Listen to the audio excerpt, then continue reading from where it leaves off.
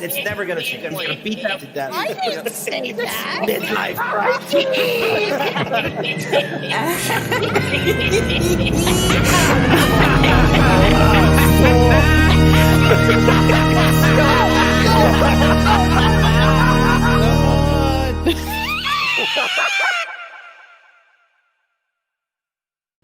Yeah. Okay. Greetings, everyone. So You know Bon Jovial did that because all you hear is midlife crisis. That's the Telltale song. So here we are. Here we are in January, a fucked up year already, and welcome to 2021 and our first show. Is it our first show of the year, Johnny? No, second. Oh, okay. See, I don't even know. The cleaning at the computer was first. I Did we can't wait do- to do a part 2 as well. Yeah. I know. You know what? Everybody really liked that show, so I enjoyed that. Love that show. Yeah. So welcome, Thank you, everyone. So what we're doing tonight is a little retrospective of Mark Harris, and How the hell did you not get this guy on? He's so He funny. hasn't You been just told say something. the name and I cackle. You just say his name and it puts a big fucking honking grin on my face. See, so here's the thing about the Mark Harris years, and I think this holds true for me in particular when it comes to the Howard Stern show. Basically, I kind of feel like these were years where I was out partying a lot, and so I wasn't really awake in the morning when I had to either go to school or work or whatever the case may be at that time. And I don't have really good memories of Mark Harris. I know of him as almost like an original wackpacker, to be honest with you. He's a thinking man's wackpacker. I don't even. He's so much. I don't know if I can compare him as a whackpacker because he's not disabled and he's not stupid. Not at all. Right. He was very adroit at being able to worm himself into, some weird gay nightmare of what he thought Hollywood should be. And am I wrong in thinking for some reason that he used to be in the garment center? Am I wrong on this? I am wrong? No, you're not wrong. He was involved with design. Okay, so I feel like he may have been just slightly before my time, but people knew of him and who he was. He was like a garmento of some sort. He would always come onto the show with his own special design. He would design his own clothing for when he showed up on Stern's show. So yeah, I'm trying to look. I'm trying to look him up really quickly and see. How would I know your cousin? Monique, I think I saw you at Cindy Adams' party. Joey Adams was one of Monique? All right, this is going to be stupid and silly and kind of ridiculous. Chaka Khan, right? And spoiler report: very, very gay. Yeah, well, but was he? A lot of that long period of time, he would not bite on the fact that he was gay. Yes, he had sex with men, but he was not a gay man. He was married to 2 women younger than he was. And a father. Hey, the current Stern show now makes Mark Harris look like fucking Chuck Zito. Yeah, no kidding. Oh, I just heard a little bit of gossip. Did you know that Chuck Zito was actually God, I should have saved this for Whiskers, but unless it's actually known news. But Chuck Zito apparently has the COVID and has been in the hospital for like weeks. They had an erroneous death report on him. Oh, you're kidding? Yeah, I thought it was real for about a couple. I'm texting everyone, and then it looked, and you could kind of tell it wasn't. But he is 68 or 67 now. Wow. Yeah. Boy, do I feel old now. Yeah, we're getting old. We are getting old. So Mark Harris married Martha Ray in 1991, and I guess they stayed together until she died. And in terms of her estate, she left most of it to her son, and then Mark, I guess, got the house. So I'm reading about it right now. She also loved her seventh husband, the body and perpetual self-promoter Mark Harris, enough to leave him most of her estate. Oh, conservatively estimated at about 1.5 million. So I'm kind of sure that probably didn't last him long because he was such a, bon vivant, as Johnny loves to say. Here. So I think I have an obituary here. Fur-loving widower, Singer's estate cut from different cloth. Legacy. Martha Ray left money to an animal rights group that opposes the business being started by her husband. Martha Ray, the beloved and boisterous entertainer who died in October at the age of 78, loved animals enough to remember their welfare in her will. She set aside a chunk of money for the passionately anti-fur rights animal group, People for the Ethical Treatment of Animals, better known as PETA. And then I read what I read before. But would she love what he's doing as a new widower? In addition to starting a cabaret act and trying to sell a TV cooking show, which we will come to because Johnny has a great clip of that, Harris will become a fashion designer. He's going to design his own line of furs. That's right. Harris is going to make money from the skins of animals while Peter tries to save them using Ray's money. Martha Ray would roll over in her grave if she knew what Mark planned to do with the money. She didn't have any legs. Yeah, right. So Harris actually was only 45 when she died, and he married her. 42. I guess he was like 42. Yeah. So let's delve into Marcus Harris for a hot moment. So is he basically Jewish Garmento guy from Long Island? Do I have this wrong? Originally from Brooklyn. Real name Mark Liefeld. Liefeld? Liefeld with a B. Bliefeld? Lieb, B-L-E. Lieb. Mark Liefeld. I've never heard that name before. Bliefeld? Yep. That's a good fake name. By looking up Mark Liefeld. Bliefeld. Okay, so we only know of him once he got into her life, but apparently he was quite the man about town before he met Martha Ray. I'm not really sure of their exact background, so if anybody has that, I'd be more than happy to entertain it at this moment in time. She washed her hair for the first time, I think, in 2 years, and it was love at that point. Well, how did they meet each other? Do we know? I don't. Oh God! I what's the backstory? A party, like a Rock Hudson kind of party, old Hollywood party. He got invited. I don't know specifically. I should, but it's so long ago now. Who's Chaka Khan? Any gay dude who spends all his time with a geriatric icon deserves all the money. You are 1,000% right. I wonder if he ever had to change her diaper or. He's talking about that. Take her teeth out. What? Yeah, I should explain something. G Canada goes, Tony Fernandez, woo! Tony Toronto is Mark's musical producer. He would name drop all the time, and he would tell Howard, like, I've got Tony Toronto working on it, so it should be. And Howard would go, like he's a household name. So I couldn't find a picture of the actual Tony Toronto, so I took the Blue Jays shortstop. Tony Fernandez is my childhood. I'm like all wrapped up in a bow. One of the coolest hats in Major League Baseball history. And they played in a football field. I know. What was I'm sorry. It's Chaka name drop. Who was Chaka on Cohen? Chaka Cohen. Leo DeLion. Oh, Leo DeLion. That's right.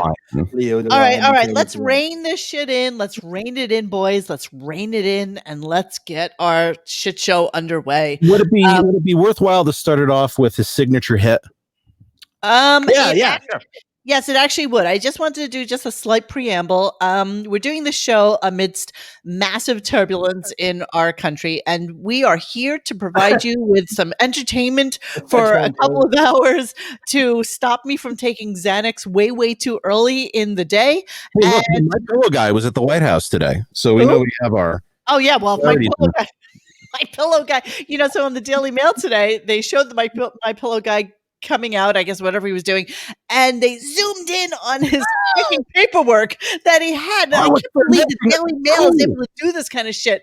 And it was about martial law and some shit like this. So yeah, you keep on saying. I was talking to Sidney Powell just before this, and she said we can foment a coup and do martial law. Code fight for Trump. On the forum, everybody was asking about like overused words in business these days, and is foment. Foment is the word of the month. Yeah. Was this fucking foment? Insurrection and sedition. And foment. Yeah. So we're gonna put all that aside tonight, guys and girls, and we are gonna talk from the pillow guy to the pillow biter. to the pillow. All right, Marcus. Matt. I don't know why I always want to call you Mark, and I'm sorry about that. So Matt, if you guys don't know who he is, he's actually, finally started to participate in the forum at radiogunk.com, and he used to run a show that was kind of dedicated to a pretty big guy up in the Boston area called Kirk Minihan. And He texted me out of the blue looking for your phone number. Did he? Yeah. Oh, wow. That's hilarious. He goes, now. Matt reminded me of something for the Cleaning Out the Computer show. A few years ago, the Minihan and Callahan show got into a tiff with Howard, and they were the first kind of commercial, besides Opie and Anthony, that they went after Howard, and it was a kind of he was arguing with tapes, but it was like one of the last times he ever acknowledged someone going after him. So it's a pretty good clip, and that's the same guy. I don't know if you remember this. Matt, what was that, 5 years ago, 6 years ago? Probably 2013. Yeah, something like that. 7 years ago. Yeah. 8 years ago. I can count now. Okay. So wait, what are we talking about? So the Minihans got into a fight with Howard? When the show started to get really shitty, he and Callahan started to call him out regularly. I didn't listen to it. You obviously did, but it's a regional show in Boston, the Minihan and Callahan show. It was Kirk, and it was on WEEI, pretty big radio station in Boston, and they were talking about John Dennis came in there with his big voice. Who do you want to be when you grow up? And Callahan turns around and goes, I want to be Howard Stern because he doesn't ever work. And yeah, that's right. I fucking work all the time, constantly working. That's why I only work 33 days a week, so I can work on those 3 days a week, 112 days a year.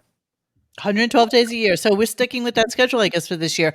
And I got to be fair and honest with you people. We listen so you don't have to, but I can almost guarantee you that between me and John, we've probably listened to the show. like none. Yeah, thank God for Dennis. If you asked me what was going on, I have no idea. No, if it wasn't for Dennis, we would have no idea what was going on with the show. Joe Scarborough is the new king of all media. Yeah, right. You know what? He's a little too he's a little too angry for me. But you know what I do love? Oh, that's great. How do you have that piss and vinegar that early in the morning? You gotta give him, I think he stays up all night. What a rant by him. I don't know what the fuck is going on there, but I gotta tell you, I'm so sick of the news. I don't even want to talk about it tonight because I know everybody hates when we talk about anything politics. So we're gonna move on. Yeah. However, that said, Mark Harris was very much I hear myself reverbing somewhere. Mark Harris is very pro-Trump, very, very politically very conservative, patriotic, very conservative. So is Martha.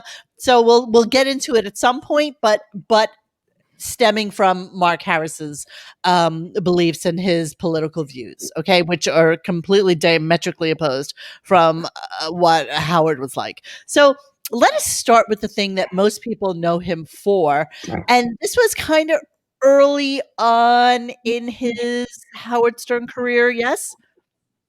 Wait, no, what are you talking about? Gay Papa. I think that on the middle. That was actually later.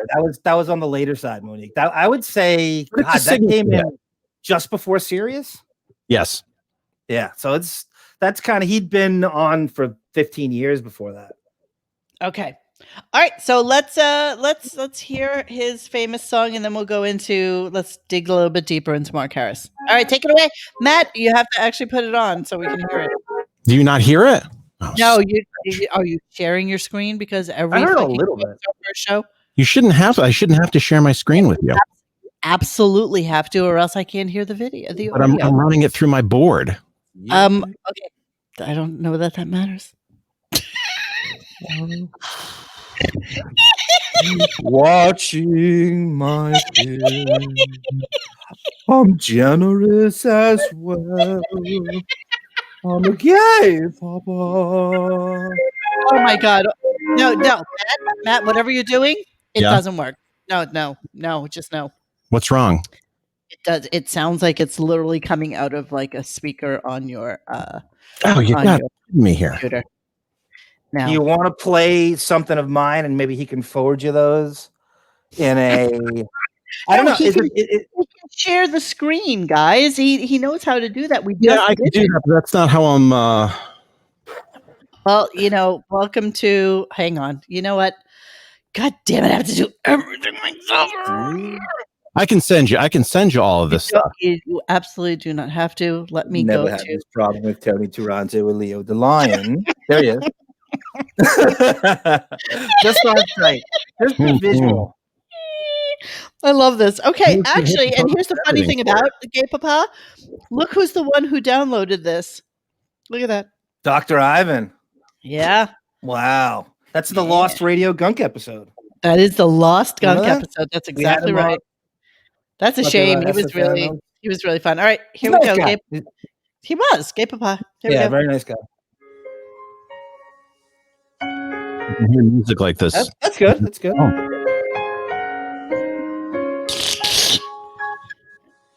I'm a gay papa, behaving so luxurious. I am actually sad that we don't have the lyrics in front of us so that we can all sing along. What's Yeah. really sad is I think if we, in a different time, we could have gotten him on as a guest. I have no doubt. 10,000%.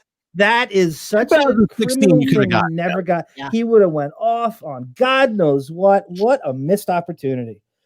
Yeah, 3 well, years earlier doing the show. can't help who dies. No, I think we were doing the show. When did he die?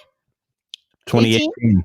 Yeah, we could have done it. We had the chance to. I We tried did. on Facebook. He was not responding to anything. He was posting Trump shit, and I saw that, and I was like trying to DM him, and he just nothing.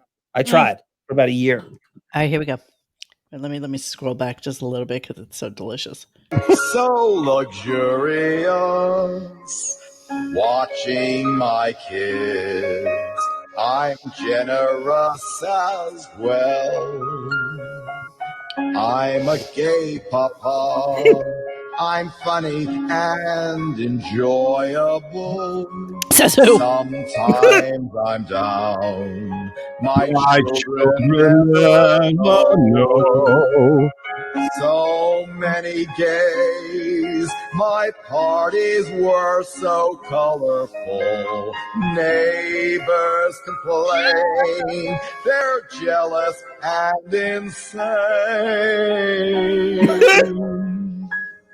I'm a gay papa, and better than some straight fathers, traveling around and taking all my kids.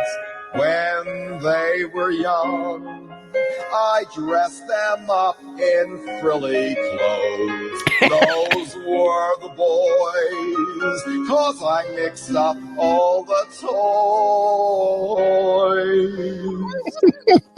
My girls are the ones who love me and they fight for me. The boys to defend the right for me being gay. Wrong end coming. I'm a gay papa. I'm a gay papa.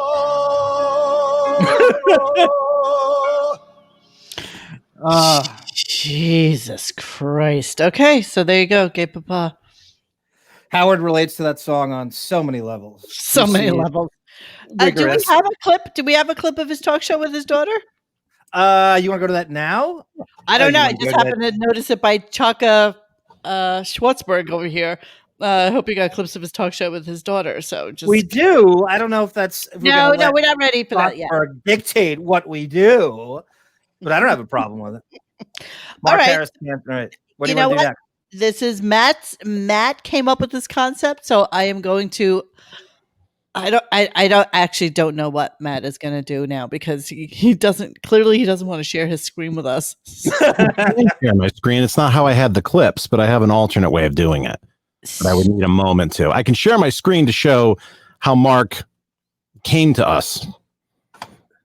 So the inception of a Mark Harris? Yep. How he came to us. All right, let's do that. What first thing before you go? Yeah. You see that picture of Martha Ray? She died at 78, and that's an old. She must have been only in her 60s. She looked 1,000 though when she died. 78. What the hell? I know Like my people mother, that are 78 that look like anything like that. My mother's close to that age, and I don't. She takes care of herself. You would think she's 15 years younger than that. And it's such a different time now where people in their 75 is not 75 in 1992. I posted something on the forum that I posted that Howard now is the same age that Johnny Carson was when he left the Tonight Show. Yeah. Take a look at Johnny. That's Howard. Wow. You know what's so weird? I mean, when you think back to when we were kids and whatever, like if you watch the Brady Bunch, you always thought like Alice was so fucking old. Yeah. Meanwhile, she was like in her 40s, or that on the I Love Lucy show that Ethel, was it Ethel?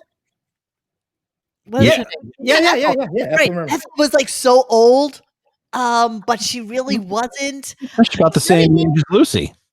Yes, but I never thought of them as being young. I always looked at them as just being old people.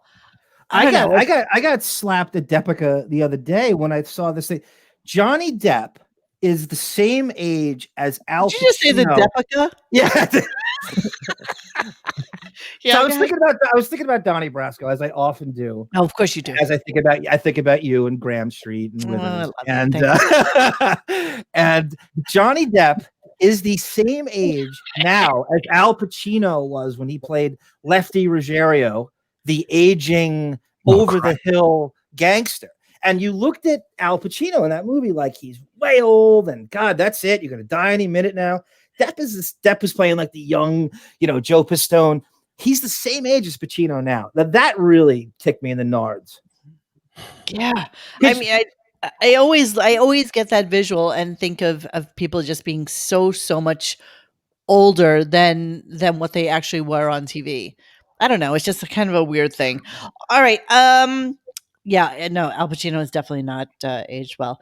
So greetings, everybody. Welcome, all of you who are joining us here. We are doing a Mark Harris retrospective and his time on the Stern Show. So I think the clip that we're going to play right now, which I'm going to pull up right this second, is from the Channel 9 show, correct? Yeah, you should see Blobbin on the screen. I do see her. I'm going to add her to the stream right now. Yeah, we'll do, Monique. After you do that, we'll go to the channel. We'll do a Channel 9 theme, maybe, and we'll go to the one I have from Channel. I have two from Channel 9. Fabulous. Okay, so give us a setup for this, Matt. Well, this is Mark Harris via satellite, and they sent a camera crew out to Hollywood to take a tour of Martha Ray's house. And he shows off Martha's disco room, their separate bathrooms, the separate bedrooms, the adjoining bathroom, and Martha's house party with plenty of A-list guests. All right, go for it. Johnny is gone and Howard stole his theme. All right, we're back. We're back.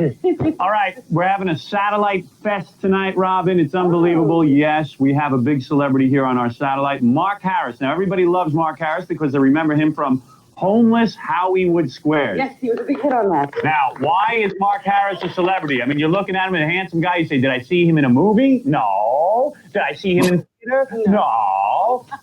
Mark. His big mouth, Martha Ray. Mark Harris, everyone. Martha Ray. I thought I was big mouth. Can you pause that for a second? Is Howard wearing a wig in this, or was his hair really that luxurious? We weren't hair truthers at the time, so we just bought the D. Snyder makeover. I believe there is definitely something going on wig wise, or at least extensions, which are a big thing. And then he has all this, like this sort of this ballad band, Dokken kind of awkward face. Enough is enough. Howard in that. Yep. I'm going with at least extensions and fillers. I agree. All right, go for it. People out there who don't remember Martha Ray, here's a little snip, a little piece of tape. To remind us. Remind us of who Martha Ray is. When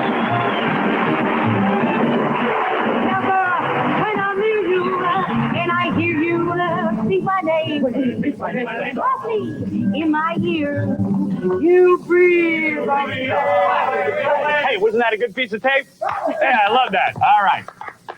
Now, also, hey, Mark, how you doing? I'm doing fine, and you sound great, Howard. You're damn right I do. Look at you. I wish I could. Now, did you steal that jacket from Martha Ray? No, it's one of my own designs. I can't believe how beautiful that is. sign as well. Now, You why like it? aren't you at home with Martha Ray? Because doesn't she need help with her toilet and things? I mean, shouldn't you be there? She has assistance, for the hours that I'm not there, especially. I see. And the two of you never had sex together when Monique, Yeah. I'm sorry. You know what's interesting? He has a crew there. Channel 9 splurged and sent a fucking crew, a UPN crew to Mark Harris's house to film this, which I think was in their budget at the time. It's kind of funny to think that show Really? would send a crew to Mark. Yeah, I think. Well, can we define crew? I mean, Just to need get more him- than a boom mic and a camera for this? Yeah. I don't think it's any of those Howard TV. I think that predates all those guys. I think it's that original Channel 9 production crew. There's no way there's a fucking crew. All right, go, Maddie. a walker or anything like that? Anything kinky? Not even with a nurse. Wow. Surprised you. That's wild. Well, there he is. He married a 75-year-old woman. A lot of people say that's outrageous. Yes, it is. A lot of people think that's bizarre. But who knows? Who's to question it? Me? No, I can't question that. Howard, she's a 75-year-old American treasure. You are aware of that. And as a matter of fact, years ago, Mark Harris was jilted by Helen Hayes, I think. Is that right? That is correct. That's just kidding around. But in all seriousness, Yucky joke. attracted to other older women, Oh like God, yeah, hell yeah. Amy, for example, or any other older elderly people? On a more serious note, I was asked constantly, had I dated women older than myself? No. No. All right. Well, here we go. This is what happened. Mark approached us and said, look, I've got all of this access to famous people. Yes, Now, very few people have even seen Martha Ray since Mark married her. that's right. So what Mark has provided us with is what Martha Ray had a party at her house. I gave her a St. Pat's party because that's her holiday. I see. Unfortunately, I didn't bring the present with me. I got her this little Bichon Frise dog, and we dyed him green for the occasion. Oh, my. It was fabulous. It was really fabulous. Isn't that- In lights, he looked even greener. And how is your lawsuit going with Bette Midler? Because you feel the Hey, what? Pause. What? For the boys. You got any follow up on that, Matt? He sued Bette Midler for what? Is there like a cabaret? Doing that movie with James Caan, For the Boys, they said that this was Martha Ray's life story and they stole it. I don't Very know. nice. That movie was a bomb. Oh, I wonder where that lawsuit went. That's so funny. I'm going to read it right now. Let me see. It probably went the same way of Tasty Travels. Nowhere. All right, hold on. I'm looking for it right this second. Dear Kirk Minihan, you're disgraceful.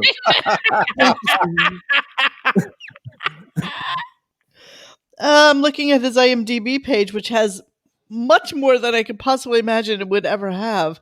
2002. By the way, Monique, before Yeah, I forget, our Matt here used to do prank calls for the Minihan show. Actually, he was like their kind of prank call guy, and he's very, very clever, good stuff. He pranks Bon Jovial in Australia, I guess, in like the mid 2000s, which is a phenomenal prank. It wasn't Bon Jovial. It was it was a trick Australian. But I hit him with the Jackie apology tape. He had no idea what was going on. And it gave me an idea that we should do a prank call show where we just go over the best prank calls of the history of the It would be timely because Paula Gloria just died. Yes. Farther than the rabbit hole. Who? Paula Gloria. She did that. Richard Christie used to prank. When they stopped being able to prank like real shows, they started to prank these internet shows. And it's one of those cranky callers. Yeah. Rusty. Hi, I was Rusty. thinking in the show, Rusty. Wow, you guys are We'll be on- way in too deep. Oh, you never heard that? That was no, It's I know. classic. I don't know. All right. Atencio writes, in the late 80s, there's a picture of Howard with hair plugs. He started wearing wigs shortly after that because the plugs looked so horribly. Atencio, you got to get us that picture. I want to see what we're talking about. I have to see that. Yeah, we need to see that. All right, continue on, sir. Okay. That'd be you, Matt. Ray's life. Isn't that true? Well, you know, I had a call the other day from one of Maggie's attorneys. Maggie, that's Martha Ray's real name. Oh, you get to call her Maggie. Thank you for sharing that. Yeah, yes, we all call her Maggie. That was Oh, such important details. Lieutenant Colonel Maggie. Yes, and what did that, rather quickly, what is the status of that lawsuit? We're getting ready to serve Bette Midler. You know, it would only be that much greater if she wins the award for Best Actress. It would just heighten the publicity so much more. But it is documented that she met with Martha Ray in 1986 in her home, left with the script that Martha had written. How much money are you suing for? Well, I don't have the exact dollar figure because it's not only Bette Midler involved, other people, and of course, 20th Century Fox. Do you the whole class of varicose veins and erogenous zone? No. That's a Jackie line. No. Right. Let's see what happened at the big party. Aren't you Let's excited? look at the tape. I'd love to see it myself. Now, this is shot right in your home. You do not sleep with Martha Ray. You, in fact, sleep in an adjoining room. Is that correct? That's right. Are you showing off my bedroom? All right. Here we go. Very nice. Mark Harris. You've asked me so many times about where I sleep. This is it. My bedroom. Adjoining bath, I'm going to show you soon. Oh my God, those breast beds. So 1990s. This is it, Howard. Nice? Here you go. Adjoining bathroom. Look at it. It leads all the way into Madame's bedroom. Now, that is the bathroom you share, in fact, with Martha Ray. Is that correct? Yep, that's it. That's what you share. A bathroom. Two different doors. I know when she's Pause there. for a second, please. Can we talk about for just a quick second that this kind of E-list adjacent celebrity, right, is the height of what he could get back in the 90s. Yeah, he got an occasional celebrity. But you know what I'm saying. This is the meat Yes, and I know potatoes. exactly. This is the meat and potatoes of his show. He is not capable of finding that guest anymore. He does No. not have that sense of humor. lowest. He did not exactly. Right. Monique, And I'm sorry. Did you see Atencio has a picture of Howard? He has a JPEG. Send me a JPEG. JPEG me Atencio. He has a picture of Howard's hair plugs. I don't know if you see it. It's like 10 posts up in the chat. Okay, what you can if you're on our forum and you want to just send me a quick PM, I can pull it up there because I'm looking at the stream of what you guys write on the live stream and not on the Twitch. So I can't do both at the same time. Thank you, sir, for sending that. It was quick. I didn't mean now. I said at some point maybe on the forum. Well, okay. So if you can throw it up into the private chats, I can probably pull it up.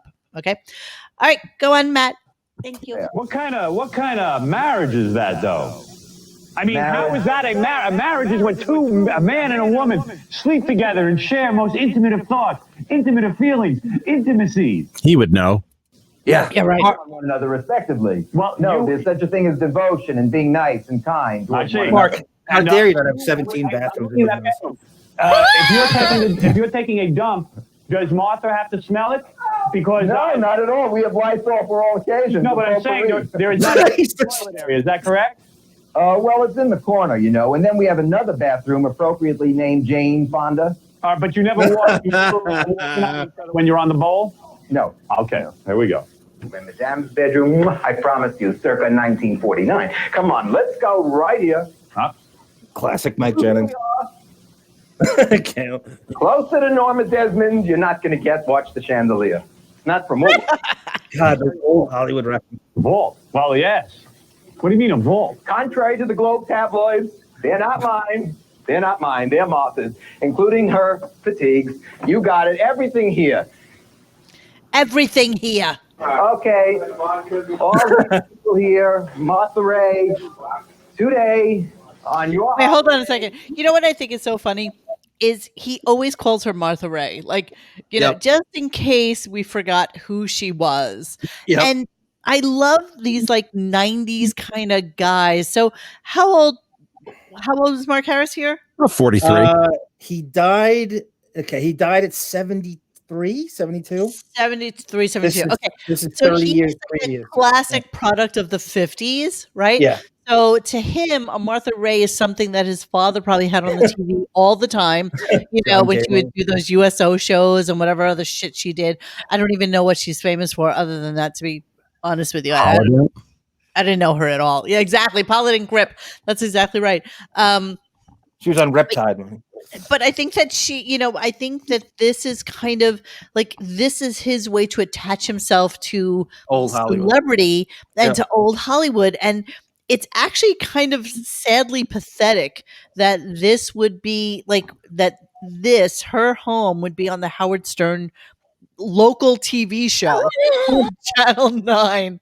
And that would be like where her, and she must be thinking to herself, God, how far I have fucking fallen. That Yeah. This man, her seventh husband, is it? Yeah. Her seventh husband, right? Who nursed her into, I guess I'm sure he wiped up after. I mean, he probably did the gross stuff, just thinking to himself, just another year, just another couple of months, and surely she'll be fucking dead. It's just pathetic to me. But this is so 90s. It's Gina like, Lola Brigida. what'd she say? Gina Lola Brigida. That's such an old. That's the reference your so parents make over and Flintstonian. over again. And you're like, oh yes, God, that's such a good reference. It's so Flintstonian. All right, go, Matt. Sorry. St. Pat's Day. This is my wife, Martha Ray. Jesus. Well, I always wanted to see Howard interact. Pause. That's the same hat that Howard wore in the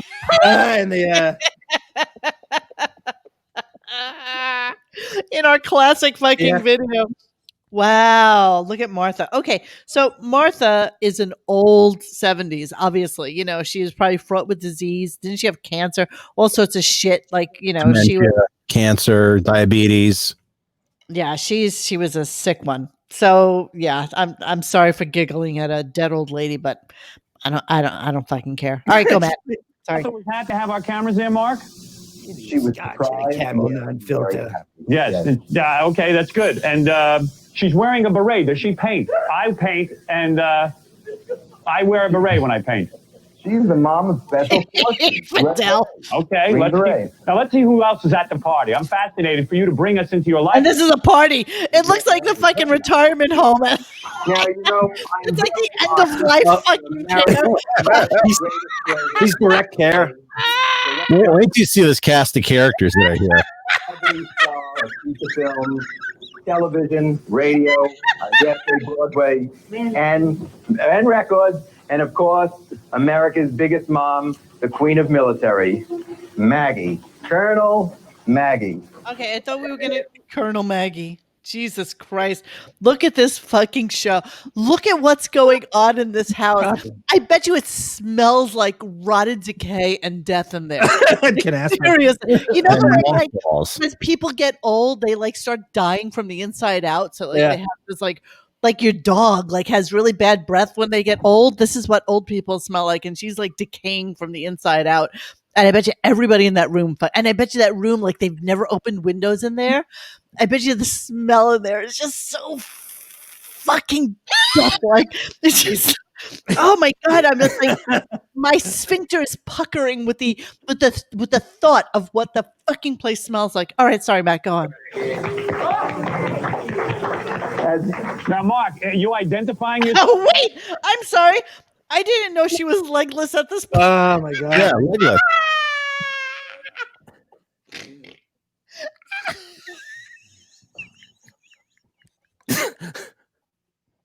Is her real name Eileen? Poor Martha. Here's my husband Neil. I didn't know. I had no idea. I'm so sorry. You don't need legs to play canasta, Monique. I can't. I'm crying with the thought of this fucking house. I can't even imagine the hell of living in that fucking house. The joy that I have living this the first time through your eyes, that you haven't seen the cadre of old people that you're about to see. No, I can't wait. I cannot wait. All right, go. I mean, She remembers all too well. I know. All right, she does remember. All right, here we go. All right. As you can see around the room, she has a lot of friends. A lot of friends over the years from Hollywood, and we'd like them in The braille's better on her than Howard. I'm thinking she's saying, rub me one more time. I'm going to fucking smother you. Oh my God. I'm crying. Oh, I love this so much. tribute her to, just to say what she has done for us and this country. Oh, I did 3 shows. look, it's Cesar Romero. Oh, wow. Wasn't he on Batman? That's where Yes. I know him from. Yes. The Joker. You ever hear Gilbert Gottfried's story about Cesar Romero? No. So Gilbert said that back in his Joker days, what he would do is when they had a cut in the action, Caesar would bring in a bunch of like 20-year-old, hot boys, bring them in there, and he would drop his pants and ask them to throw orange wedges at his ass. Oh my God. Why? Did he need that fresh citrusy smell on I his don't know. You'd have to ask Gilbert. It's his story. Oh my God. This is delicious. See, this is why Howard is fucking phenomenal. I have to give him all the credit in the world for having this on. I've never watched a Channel 9 show. Just Holy orange slices, Batman. Jesus Christ. All right. Oh, sorry, Matt. Go on. I need more of this. Hey, that's the Joker, Mark.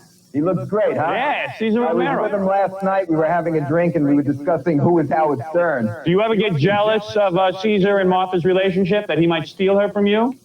Well, Caesar was gay, by the way. he promised me he wouldn't. All right, let's continue. This is fascinating. This is just a regular If you didn't know about the orange, if I didn't tip you off on that with the orange slice thing. night at Martha Reagan. And yes, Sin Lou, Cesar Romero looks phenomenal. I'm sure he was older at this point too. No, but I dare say waking them up. I don't want to speak for Martha here, but it did seem like she was somewhat annoyed by you pointing this camera and lights in her face. If you don't, Surprised. yeah, very surprised. All right, here we go. I can't wait to get back to the action. The greatest shows to do. It was such fun to do. We're talking about He the wouldn't shave his mustache I for did with you. You know what? He looked good. Yeah. You know, they don't make shows like that anymore. Oh my God, who is this? Rosemary. From the Dick Van Dyke Show. Here comes the threesome.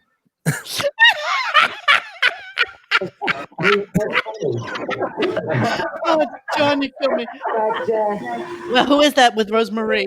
BC. Oh, I have no idea who that is. Yeah. Look at her. She's all zaftig with her fucking Rosemary hair. I only met Rosemary the other night for the first time. I've enjoyed her work only, for the record. I see. And was there any kismet between you two? Not even a song. Did your eyes meet, or you only have eyes for Martha? Only for Mark. All right, that's very accurate. Been married for a very, very long time. She's the most wonderful woman. Is that Ashley Stern's diploma in the background?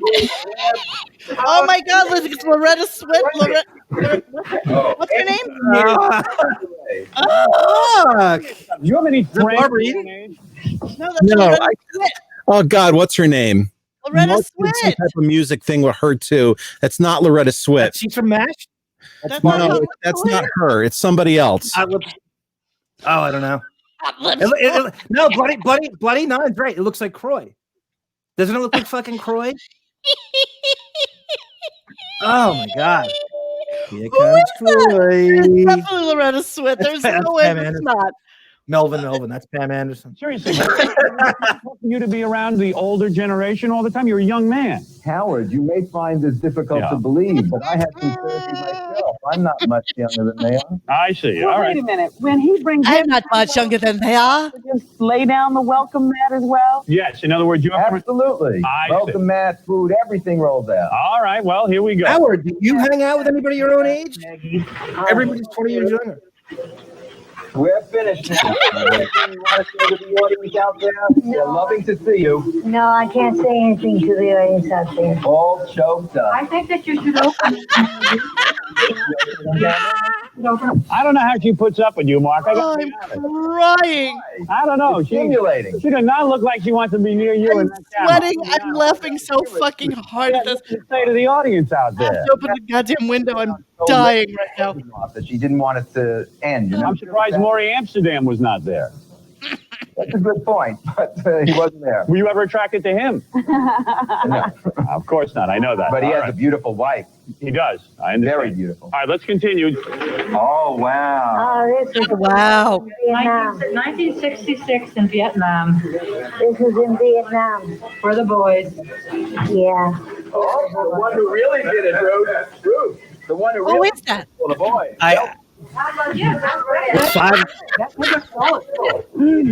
Mark, you seem like you're badgering everyone. Not in the court yet, Mark. Let me tell you, Find Mark, Robin Leach badgering everyone. I can't believe it.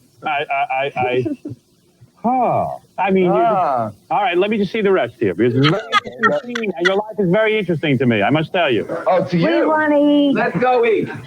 Look at that room. Look at the Jesus. John. No, wait, I'm sorry. Who the fuck buys a puppy for a woman on her deathbed? Like seriously, that is the rudest thing you could possibly do to somebody. Seriously, look at her. Look at her.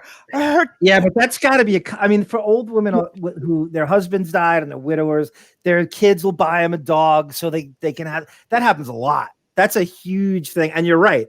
Who's the joke on? Is it the dog or the old lady? But that's a big thing where they buy like widowed women and they're a dog because yeah, but she's almost dead. Seriously, she's literally on her last legs. There's all these guesses. Faye Dunaway, Charo, Lex Luthor, Paul Schaefer. Yeah, I don't know who this guy is. It's Flags what's his guy. name from AGT. It's Howie Howie Mandel. Howie Mandel. Who's that? Who's that? Oh, jeez. Who was the bald guy with the glasses? With the power frame. With the power frames, those powerful You. Martin Martin. He's a very old-time photographer in Hollywood and really one of the greatest. Oh. Martin, who got the Martin? You should have him on your show, Howard. That's the same hat, by the way. That's the same hat. Study with her and her green beret. Very good. Now, the green beret that she's wearing on your She looks tape. better in it than Howard does. Yeah. Yes, it is. That's one of the green berets. Well, there it is. What a life, huh? A guy married to a 75-year-old woman hanging around at a party with a lot of her old friends. Yeah, and you enjoy that. I have a wonderful time. I really do. You could see where people might get suspicious and think you're in it for the money. You understand that, Mark? Before they knew me, maybe. Yes, I understand. Yeah, but not now. All right. Well, there it is. Our reporter on the scene, Mark Harris, who promised me he would go out and shoot some pictures of his relationship and his house and of the friends that he shares with Martha Ray. You've done an excellent job, my friend. Thank you, Howard. It's been one of your best shows. Hey, Ballard. I can't believe it. I wasn't there. Hey, Ballard. I have to type that name in right this second. There he is. Mr. Martha Ray. Hollywood reporter. Our Hollywood reporter. I never thought he'd get the camera in the house, but he did it. He actually knows Martha Ray. He actually knows her. I could have sworn I didn't even think they knew each other, to be honest with you. I had no idea. I can't believe it. All right, we'll be back. Don't move from your TV set because more exciting. Kay Ballard. I had to look that up. I don't think that horrendous Loretta Swit looking woman was Kay Ballard, because here, this is what Kay Ballard looks like. I will share it with you right now. That's Kay Ballard. Don't think she was at the party. Good call. Whoever it was. All right, back at the ranch, let's look up Loretta Swit prior to her death. She is dead, right? No, she's alive. Stop. I mean, that broad doesn't have to be anybody. Maybe it's just some weird friend they have. It doesn't have to be famous. It doesn't have to be. Yeah, but you know what? Once they get all that fucking nips and tucks and shit like that, you know that they were some sort of, cute woman, and they have to make themselves, or perceive themselves to look as good as they did back in the day. No, it's definitely not Loretta Swit. You're exactly right. She is still alive. Yeah, she's still alive. Yeah. Okay. She's still alive. All right, that was phenomenal. I cried. I'm almost in hell. Well, it's the involuntary laughing you do at that time, which the show today is not capable of. These just finding these moments of just like you just look at it and laugh. Fanny Flag. Who are these people? I love this. Fanny Flag. Let me look her up. Oh, I'm crying. These are great fucking names. These are all people that Gilbert would have on his show. Oh, right. Fanny Flag was on Match Game. No, she was definitely not there. That was definitely not. That was not. All right. I guess we'll never know.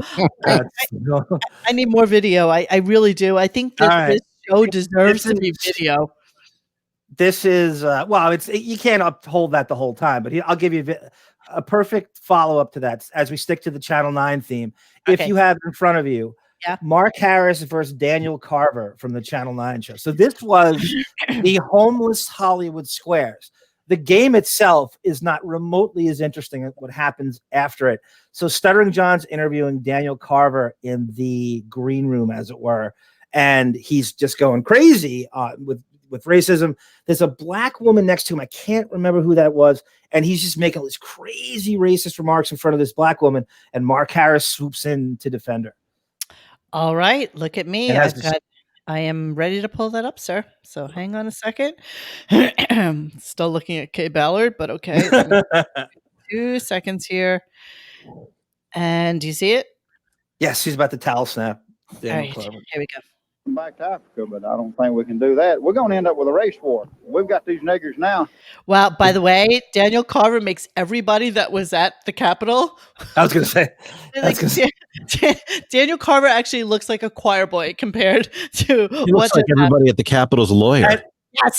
Yes, he does. Look at him. Wow.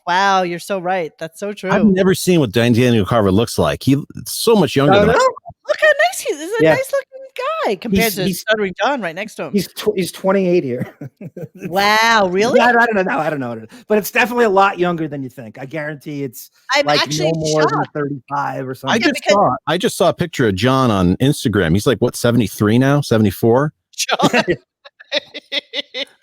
Well, John dyes his hair some odd color, and I'm not exactly sure why, but okay. Everybody loves to pick on, and I can't. I cannot pick on John on our forum, but I will never stifle everyone's ability. I mean, we should have a Stuttering John thread, to be quite honest with you. It should be like a sticky on top there. Right next to Caitlin Hatley. My God, I tried to do this podcast the other day, and he just lost me. Just circles he talks. Yes, he does. 13 minutes just talking in circles. That's the way his brain works.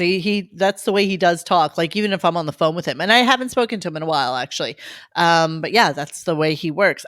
I'm still Monique, looking. I say you grant Stuttering John his own malt or two, and know what it is. You and Xavier, and just let him chime in on these threads and defend, and just be this like super John fan, and just let him yell at everybody. Give him a malt so nobody knows who he is, and just let him go nuts. Give him like 3 if he wants. Let him fight. Who? Stuttering John. Give him like 3 malts and let him log in and just yell at everybody. He doesn't know. You know what? He barely knows how to log on. I can't tell you how many times I've had to reset his password because he doesn't really know. That's Superintendent Chronicles. That's delicious. That's that's a teacher. You know what? He's a wordsmith. That's what he does. Yeah. So yeah. Okay. Let me continue. Sorry. Hang on.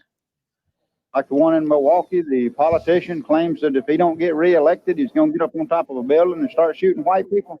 But when they start, white people are going to defend themselves. That's what we're teaching. What is going on here? He dropped the N-word like 60 times before that.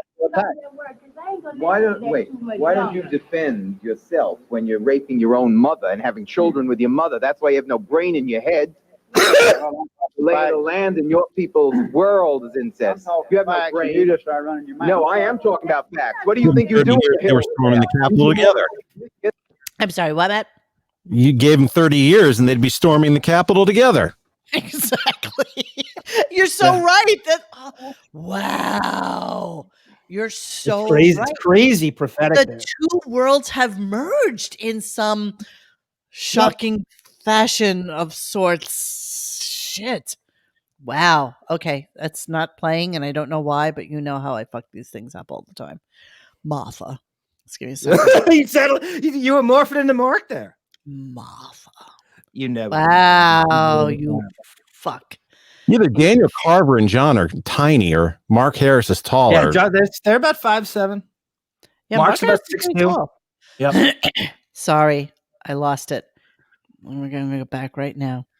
Abraham Lincoln, patriotism and buttermilk.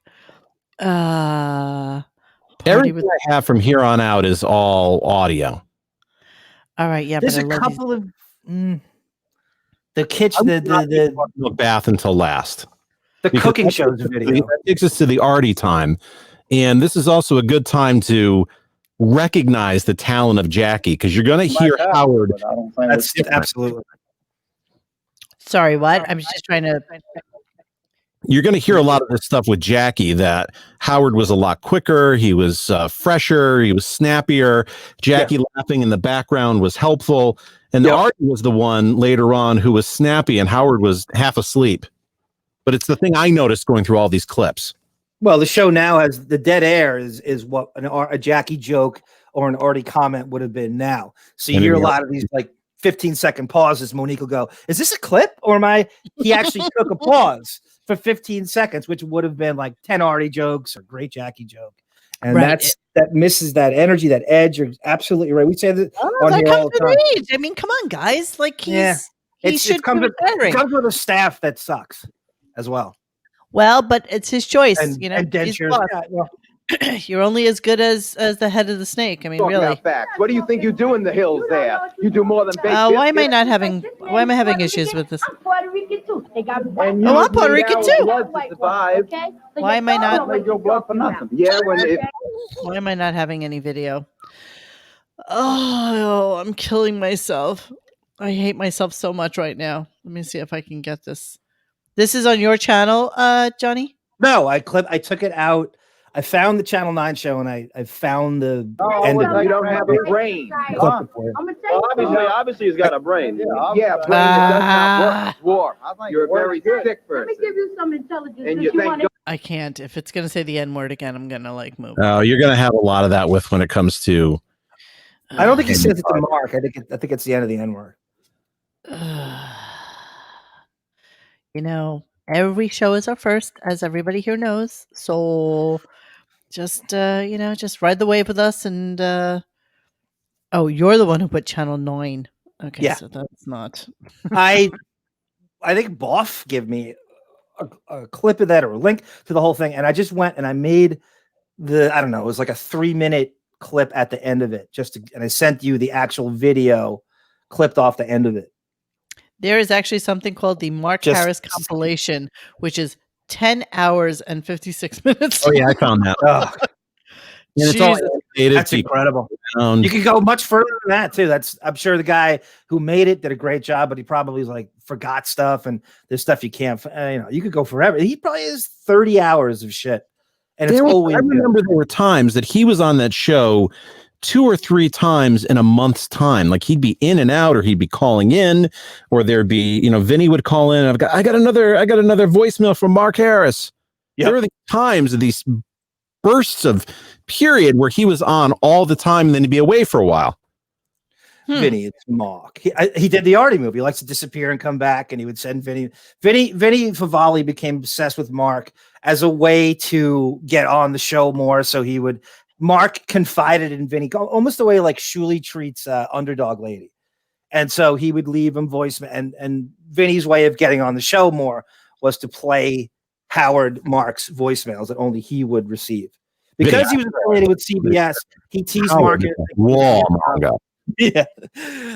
Vinny, all right. So then, Matt, I'm going to come to you then. And since I cannot get the MP4 to play on the drive for some. Oh no! I hope to God this works. So let's start with David. I brought in his violinist David, where they had a liaison out in Bonn, Germany, or Baden, Germany, and he brings David into the studio to play a song that was written by Leo DeLion. So I scoped this. People, Tony Toronto, Leo DeLion. Like, who are these people? I looked up Leo DeLion. Let me see if I can find a picture of Leo DeLion. I couldn't find anything on Tony Toronto, so that's why I have the Tony Fernandez. This makes me die. What is Tony Toronto supposed to be? Like a musical producer, like just some musical producer he knows, and he name drops it like it's Bernie Taupin, and it's his personal, like, I don't know. Was Tony Toronto ever actually on the show, or was it just a perpetual name drop that he would use? No idea. What about Leo the think Lion? I think the last name is actually spelled with an A, which is why we probably weren't able to find him. I think Tony it's Tony Taranta? Taranto. That could be. Yeah, T-O-R-A. I found Leo the Lion here. So this is the guy that Mark was going to create all of his music. It looks like my grandfather. Chris Calgary. Vito Vancouver. Who is that? Leo the Lion. And who is he supposed to be in our world? He did. He wrote all of Mark's music, and I think he did like the voice of like Tomcat or Huckleberry Hound or something like that. I maybe work with Ben Stern.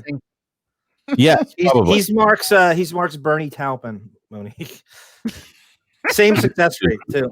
You know, Mark's dream is to be Bette Midler. I mean, that's her career, and everything she is what Mark wants the most. It is. Yep. One or the other. All right, I'm looking for Tony Taranto, but I don't got that. All right, let's see. What do you got? Start, and hopefully you're going to hear this. Hey, Mark. Good morning. Mark is Good morning, Mark. a music stand. He has sheet music with him. Yes. David is a guy So we're good, right?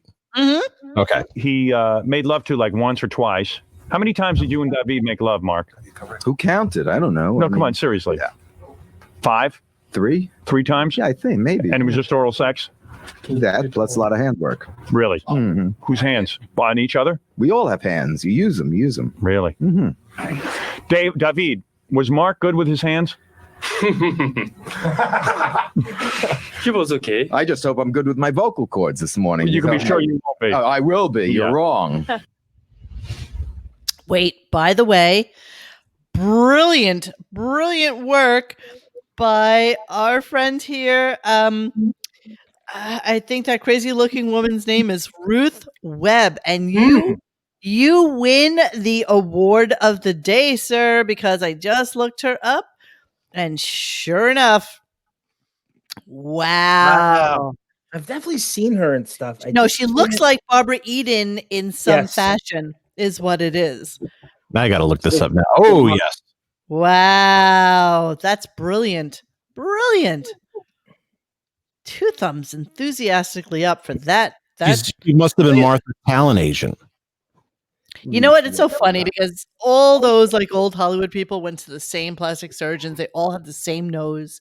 Yep. You know, they're the same. They all look exactly the same. You know, she had a when I was 45-year career as a talent agent, including Bernadette Peters, Al Pacino, Ben Vereen, Martha Ray. There you go. And Barry. Wow, brilliant. 2 thumbs up for that find. That's amazing. That's amazing. And Ralph Macchio. Ralph Macchio? I thought he was a Buckwald client. No, I'm kidding. Nice. Nice. John was about to have a coronary. I went into the crane cat. Buckwald of her era. Oh my God, I love that you had that. All right, let's move on. What do you got next? So we got about $2.4 million from Martha Ray. Did her daughter get anything? 50,000. Hey, if not for me, she would have gotten $1. Really? That's the truth. Well, how do you figure that? Because I said, it's the right thing to do. Give her something. $1. Oh, Deutschmark would have been better. Almost. So Mark admits that he is what he calls bisexual. I say he's totally gay. Almost.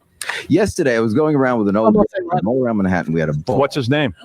Her name, Genevieve. Yeah. And she's listening right now. And she says, if not for certain circumstances, she'd love to come up here and tell you how many years it was so good with both of us. Really? Yeah. All but right. she can't. Yeah.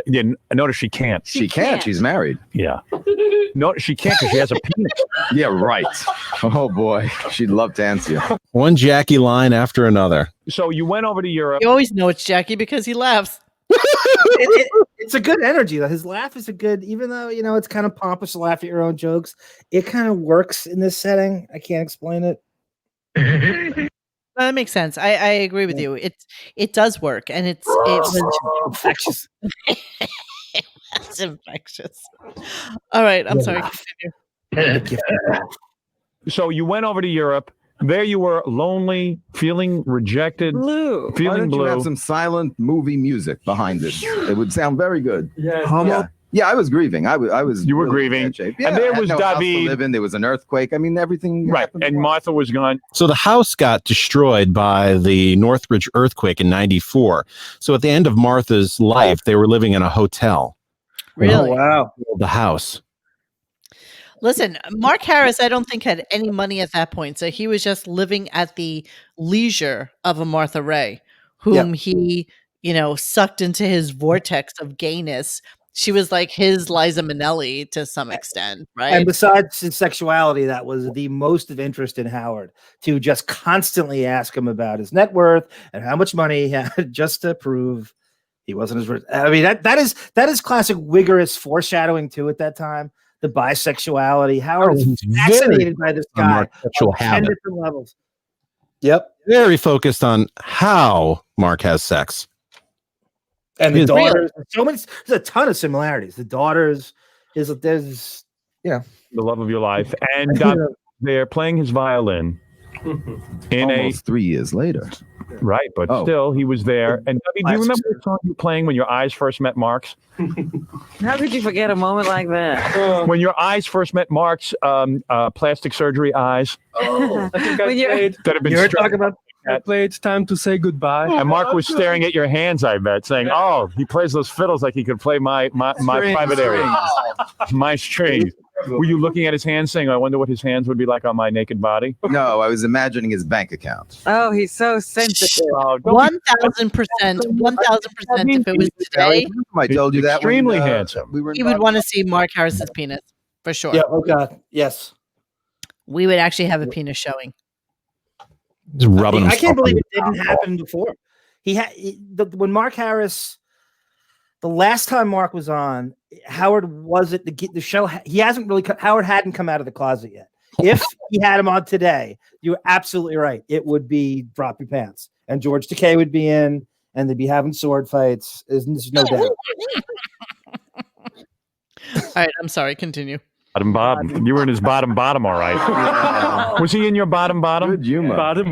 This is good humor. So, yeah. With that, you seduced David. Always like that. With that, you seduced David and got him up to your room somehow. Yeah. Oh, How did you get him up to your room? We were walking. We were singing. I was drinking. Yeah, I was drinking. I was drinking. Do you remember what you were singing as you walked? I don't even remember what I was drinking. I mean, we were drinking. That was yes. And Mark promised you introduction to. And Mark's right. Moment. It was like him So Mark got lubricating you drunk and took advantage of you. So would you say he raped you? No, I would not say. No. You can't rape the willing. No. That is true. Otherwise, he will be. What, you in wanted jail. to sue me? I mean, he's here in America. Yeah. So what was the song you were singing? I enjoy being a girl. When you I feel pretty. I feel pretty, so witty and gay. What did you sing with David as you drank with him and walked around? Do you remember? No, it was Broadway tunes, but I was so drunk I don't remember that. What was the tune? Do you remember, David? What tunes did you sing with Mark Harris on your first date? Si bemol major. Visuals. Oh, how romantic. All right, time out on this. I'm zoning out on it because I don't even know what the fuck is going on. So is this basically like our favorite gay Howard trying to like get into the mind of a gay man at this point? Yes. Is that what we're talking about here? Because I'm feeling like I'm lost in the weeds of David right now. I'm like, small wonder I didn't listen during the late 90s because I'm like so zoned out on it. So, all right, let's move on to something else because I literally, once I start looking at my, once I start looking at other things online, that means I've completely lost interest in. All right, so we'll go about 4 months later. He shows back up, and he's let Howard know that David is gone, and he's found love again. Okay, and by the way, let me just segue to the fact that I have queued up Mark Harris's failed cooking show that John sent me. So we'll go to that after we're done with David and the love story of Mark's life. Okay, go. Yeah, David is gone, and he's come in to say that he's about to get hitched again. He's found the love of his life. All right. What year are we in? We're in 1998. Okay, thank you. That's Mark Harris married Martha Ray. She died. He inherited all her money, about $3 million.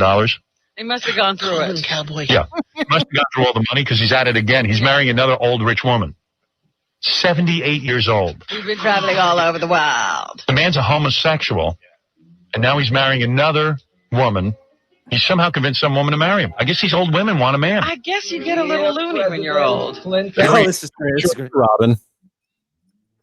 He's dressed in a suede jacket. Don't model. It's on the runway. So happy. Yeah, so gay. Wait, pause a second. I forgot completely how he used to bring him in, and he had gone through like this whole political kind of. He hated the Clintons, and so he would just like rip them a new. It's so weird. I think he needs his own category. Monica, you said you're a reformed Republican, like you're like the Lincoln Project, the Lincoln Republican, or whatever. Yes, there should be a category called the Mark Harris Republican. It's called a log cabin. That is a cabin. You're exactly right. That is a cabin Republican. No. You're exactly right. It's called a cabin Republican. That is exactly who he is. He's a constitutionalist, and so his thought process is very much based on the Constitution, Second Amendment. The rights of the people, and blah blah blah blah. So that's exactly who he is. And he deludes himself into thinking the Republican Party is still about that today. No. No, he's not here today. But I don't know. No, but he was as recently as like 2 years ago. He was still doing it. I feel like, though, honestly, and again, I'm not going to go into politics, but I feel like a lot of people who are true diehard Republicans, the reason initially, and I'm talking about true conservatives, not the Republicans that we see George today. Will, right. The true Republicans thought that with a Donald Trump in office, and he did do what he set out to do, which was put as many Republican judicial nominees up and Drop awarded taxes on corporations and then so he did what Republicans wanted him to do. So I'm going to give him complete credit for having the Senate and being able to do the things that he knew would be the right things for him to do. So in a Mark Harris's mind, yes, that's exactly what he wants. He wants, he wants big business. Tariffs. Huh? But he wouldn't be for tariffs.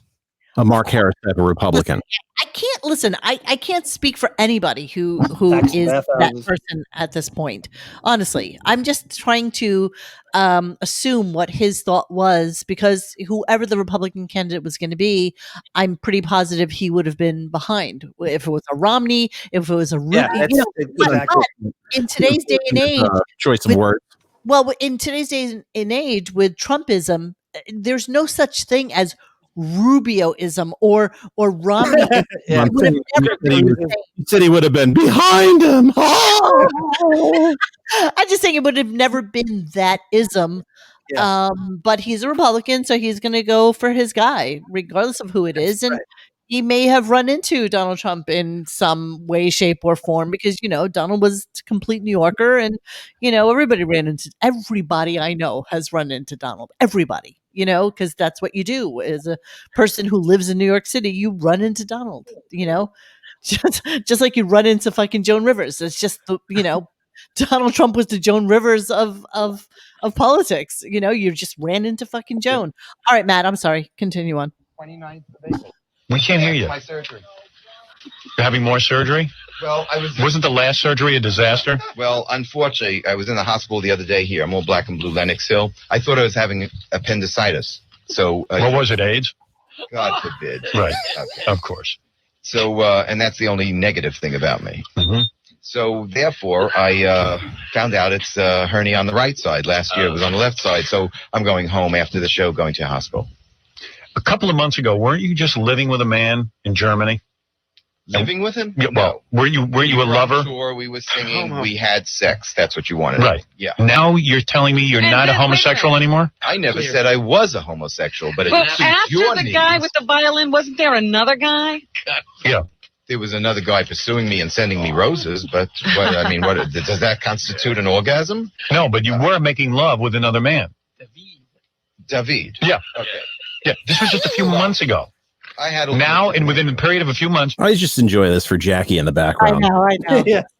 you met a 78-year-old woman. I met her when I was with David here in New York. Okay. And, as a matter of fact, when I did your show in Who is this woman? Just let me say this. All right. When you pulled that show up, Mhm. I saluted that song to the lady named Gilda. Isn't everyone going to say that you're marrying this woman for her money? I mean, they said that about Martha Ray. Okay. He doesn't mind. Her daughter was furious that you got all the money. Right. Isn't this the same thing again? Can I ask you, do you care what people say about you? That's how much I care what they say about me. How did you Yes, Jay Bone yeah. gave Trump a hand job at the ice hockey rink. meet this 78-year-old? I met him at the ice. You're attracted to her physically. Do you want to see a picture of Yeah, Judy? yeah. I want to see a picture of her. Let me see that. Because you're saying 78, and Let me see. I should look like this at 58. Give me that picture. This is an outrage. Be honest, Howard. She does not look 78. She looks like your grandmother. Oh, come on. Oh, for God's And sake. she's listening to this. Tony, yeah, that's interesting. She should be listening to this. She should. What, Jen? That's interesting what Dorian Morgan writes as a theory. Old queens pretend to be conservative so they don't get lumped in with the fun Nancy queens. That's pretty good. That's so they not don't bad.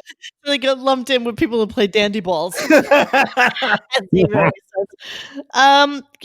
that could be. I don't know. I don't know.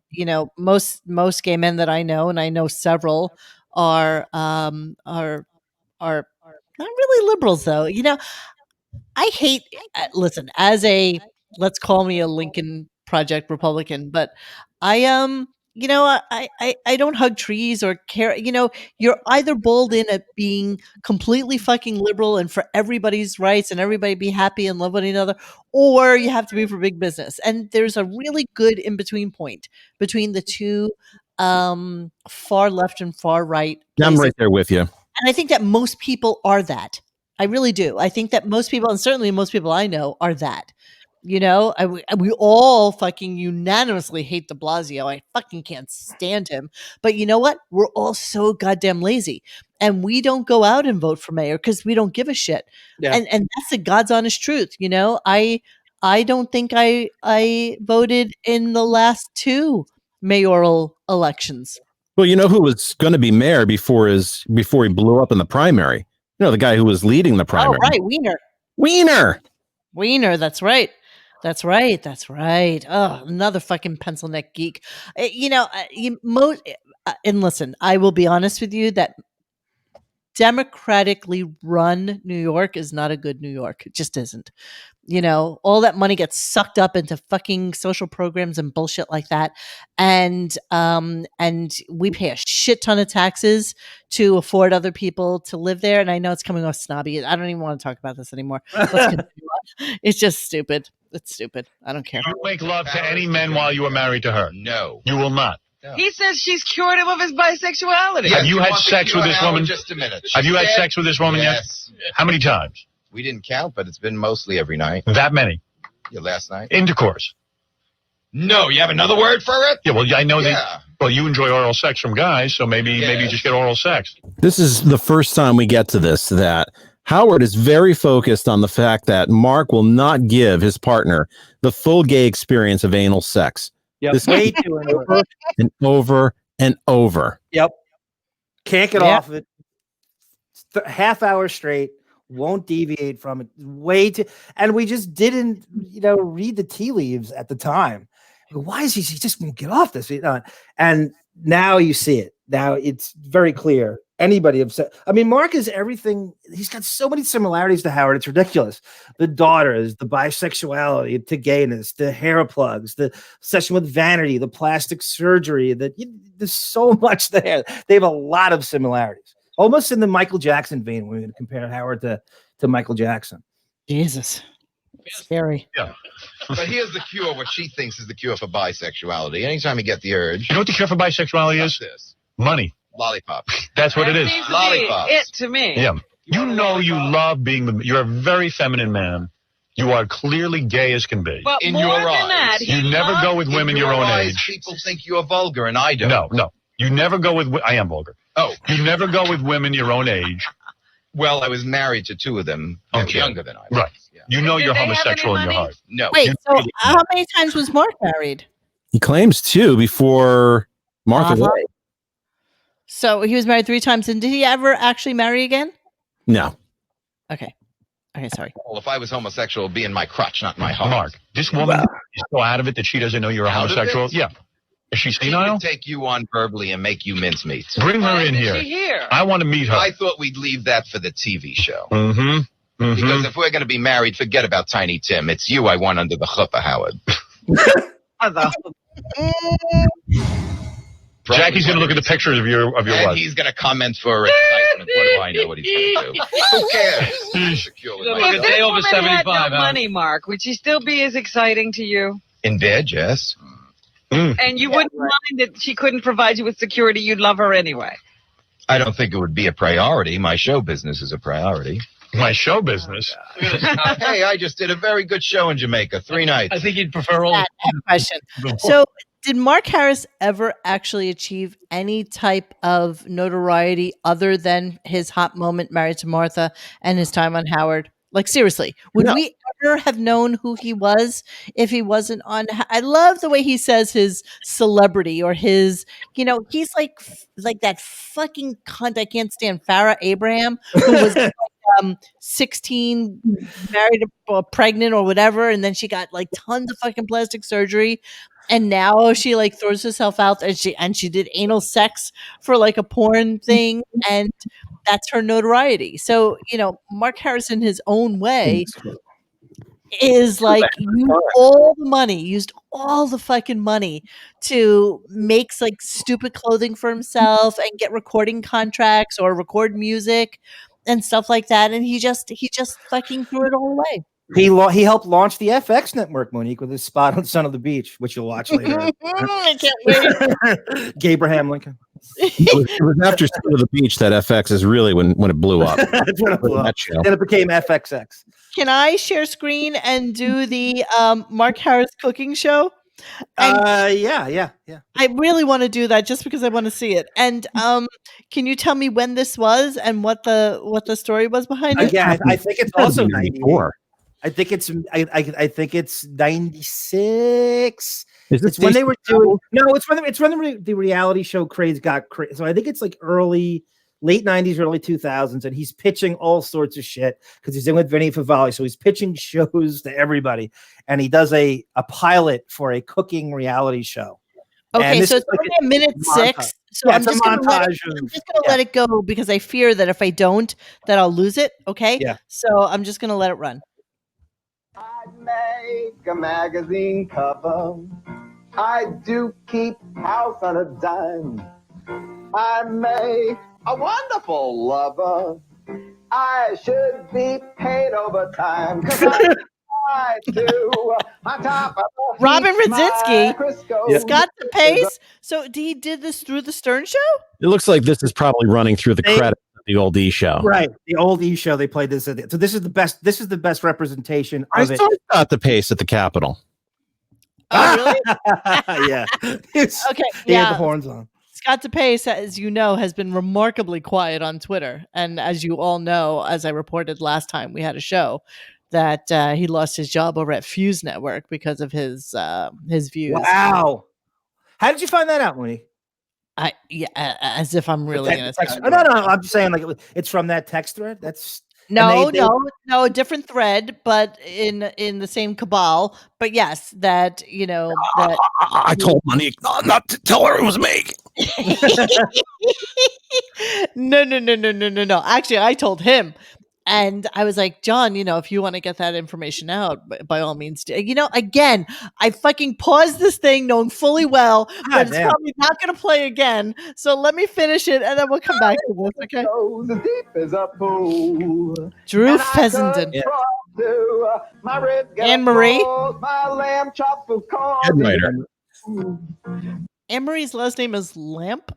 No, McCann. The Anne-Marie that worked in the office, her last name is McCann. Okay, thank you. So it's a different. Beef sweet or a pickled beef, step up to my smorgasbord. Go around until you have had your fill. Baby, you will never be bored. Oh, I'm a Patsy. I'm Aaron. Look at how he gets fucking I know, billing. Ralph. I know. Can we just Howard 112 Stern Productions, hair, baby.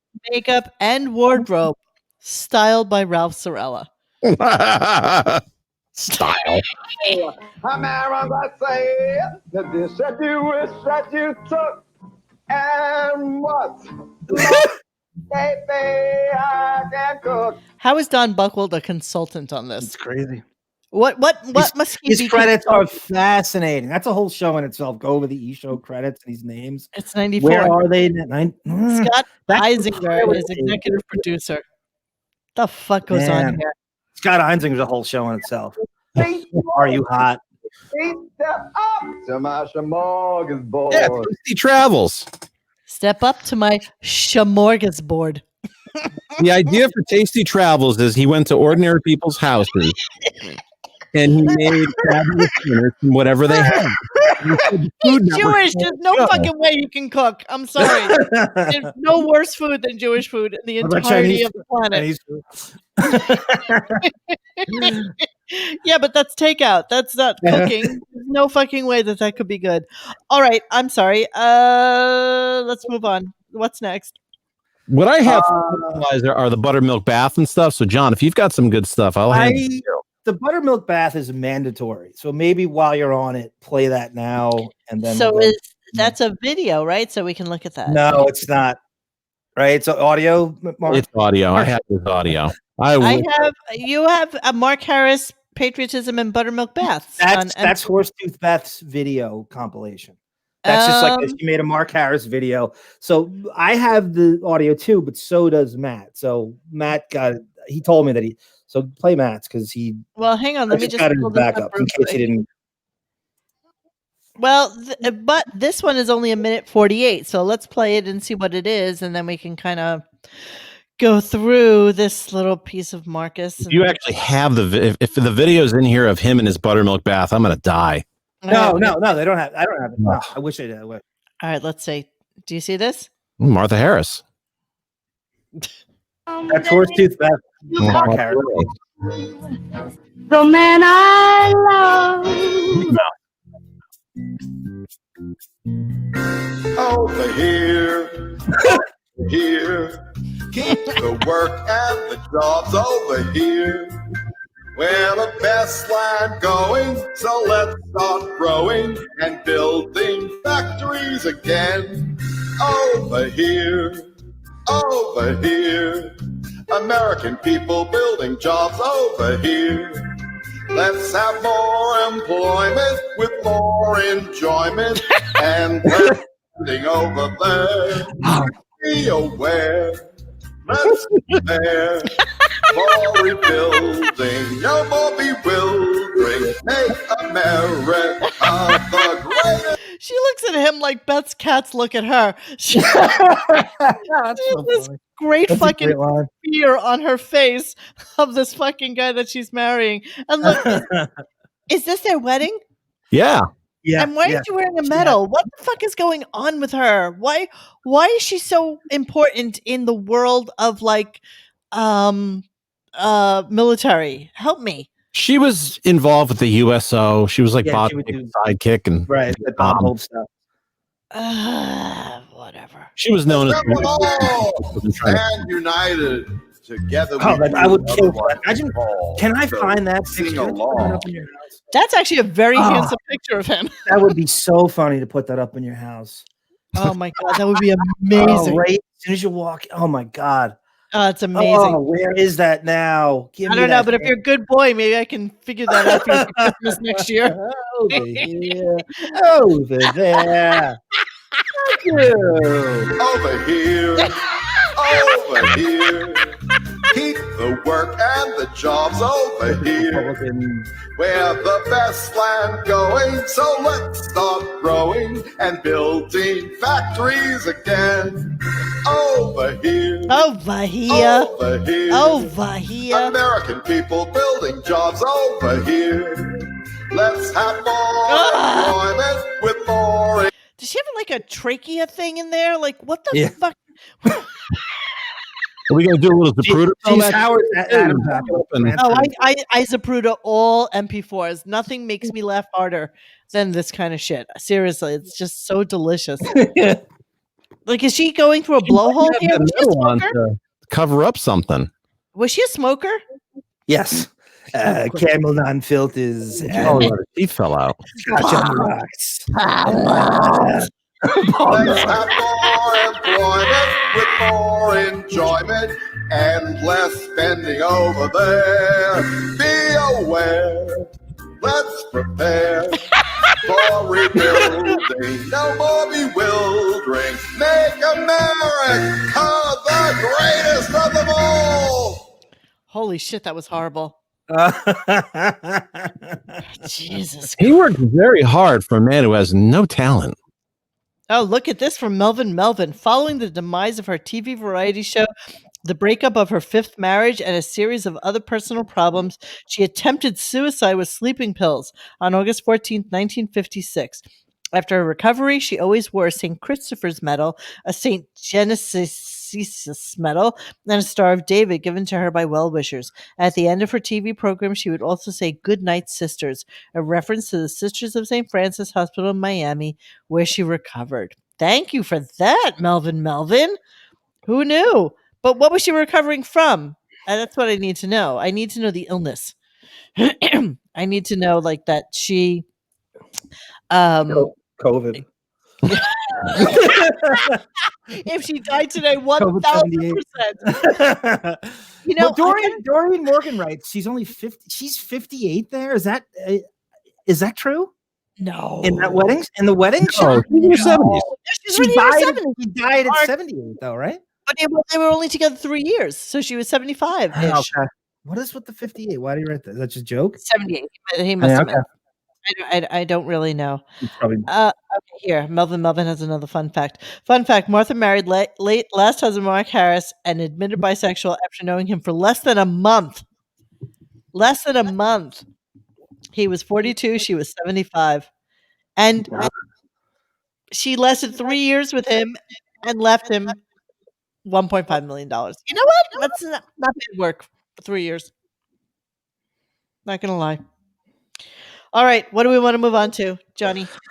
If we're gonna go to my batch, you want to do Evil Dave? I don't know upon a time you get to. Evil Dave pranks Mark Harris. So Mark Harris's collabs with Vinny Favale went long enough to think that Dave Letterman was going to be interested in bringing Mark Harris on for some kind of as a guest on a show. So Evil Dave pranks Mark twice, and he comes back again as he has him on the hook, and this is one of the best. Another guy taking a dirt nap. Evil Dave. I know he's dead. It's crazy how many people are dead. Yeah, Howard doesn't have a good history with this. Okay, here we go. You thought it was Dave Letterman. I swear on all we wanted you to think it was Dave Letterman. But it really sounds like David Letterman. It's a great impression. So Great, it's perfect. Here is Mark Harris thinking he's going to get booked on the Dave Letterman show. Right. I like this.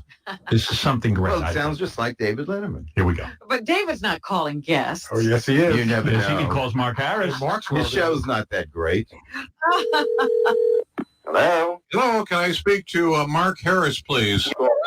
It's me, Dave. How are you? Now, I understand you were on Larry King, and you want to be on the show, possibly. What is your show? The Late Show. I am David Letterman. Oh, I'm sorry. That's all right. Yeah, I'm ready to talk to you. That's good. I appreciate it. You know, it's funny. Like in any fucking world, in any universe, David Letterman would be the one to call you. Yeah, to he's ask the you to booker. come on the show. His own show. He wants Mark so bad that he has to call him himself. The producer just won't do it. Thank you for the call. No problem. So I would love it anytime. All right. So now, what do you think you'd be able to come on and would like to talk about and do?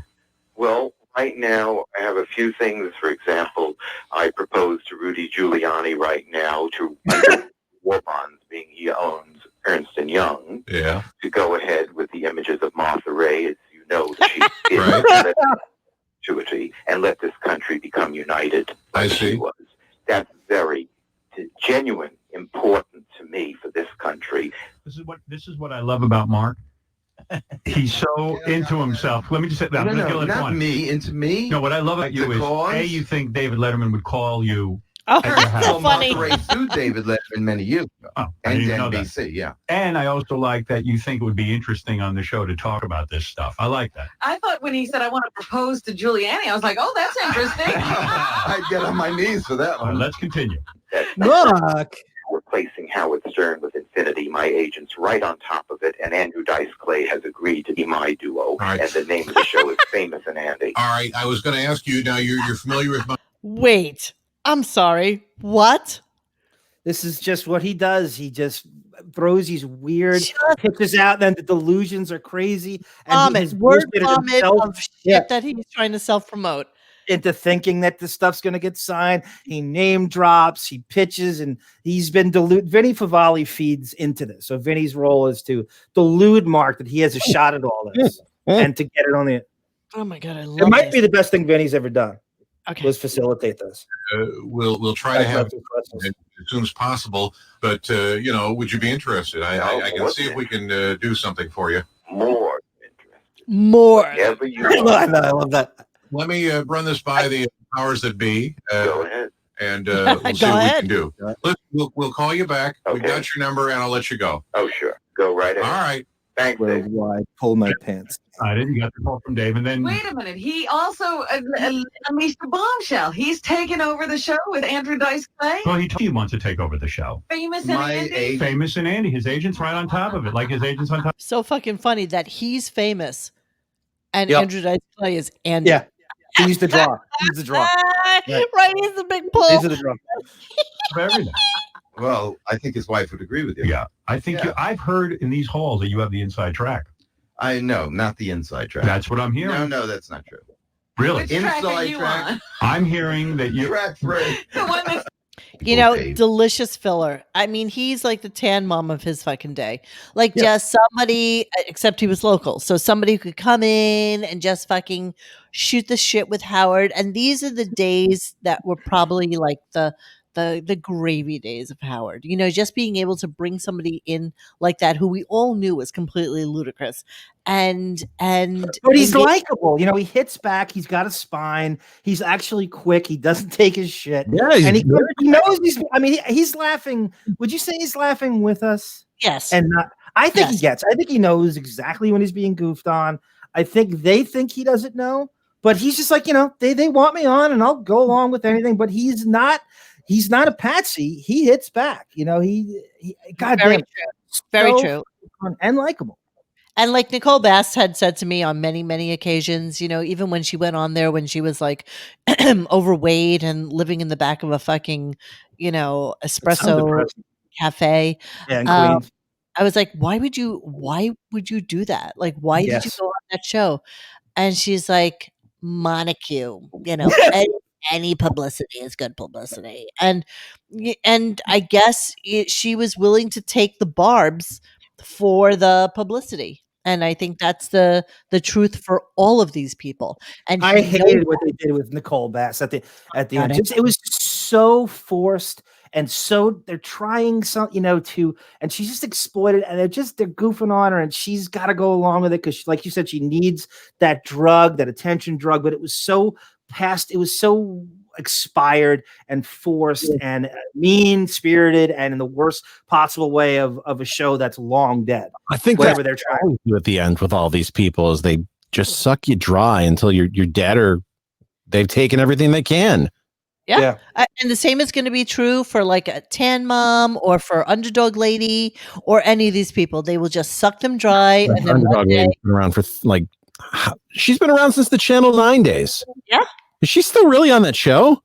If Shuli is involved in it, then yes. And Shuli exploits her for all the work. Gary Puppet, spot on. Vinny and his music, Restless, etc., makes him just as delusional as Mark Harris. Absolutely. I would much rather hear Mark Harris album. I'm way more inclined to go to his concert, buy his album. It's more musical. So let's discuss this? Tiger Lily, whom we love. Tiger Lily says, "I don't find Mark likable." Why? Tell us why. Okay, and but you find Ben Roethlisberger. There's everything. There's everything that he should not be likable. Going after old women, taking their money, and yet he's the greatest. He's so likable. You would want to have a beer with this guy. He's entertaining. Not necessarily sure he'd want to have a beer with you, perhaps a mint julep or, Nice rosé. or something like that. But there's just no. You know what I mean? Yeah, I wouldn't mind socializing with him one time. He'd be entertaining. Mark is your classic 50s Jewish gay man-ish. I was down and out, and Rock Hudson. Rock Hudson helped me out. It's just amazing. Seahawks fan. Very nice callback to the Stern Girls and Penis Colada on vacation with Gay Papa in the early 2000s. If you like Penis Colada. Penis coladas, yeah, exactly. All right, where should I go next? Should I go to Evil Day Pranks Mark Harris Part 2? It's the crescendo. So they have him on the hook, and Letterman calls him back, and of course, gets really good. Evil Dave calls back Mark Harris because Mark is waiting. No, I believe. Yes. You know that sounds All right, like. here we go. Yes, it does. Hello? Yeah, Mark? Yeah. It's Dave again. I'm sorry, there was a couple of things I want to run by you here first, real quick, and I appreciate your time. Go ahead. You know Paul Schaefer, my band leader, don't you? Sure. Paul's a big fan of you, and, he's a couple of times. Now, Paul has an idea that we do a bit on the show where I give you a grumpy munchkin. Grumpy munchkin. While Paul checks you for hemorrhoids. And, No.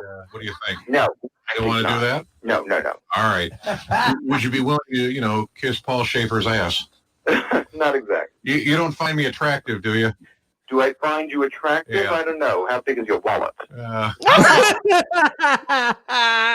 No, I haven't measured it. Do you want that in centimeters? Oh, yeah. I'll put that in the email. Would you be willing to do a buttermilk bath with me?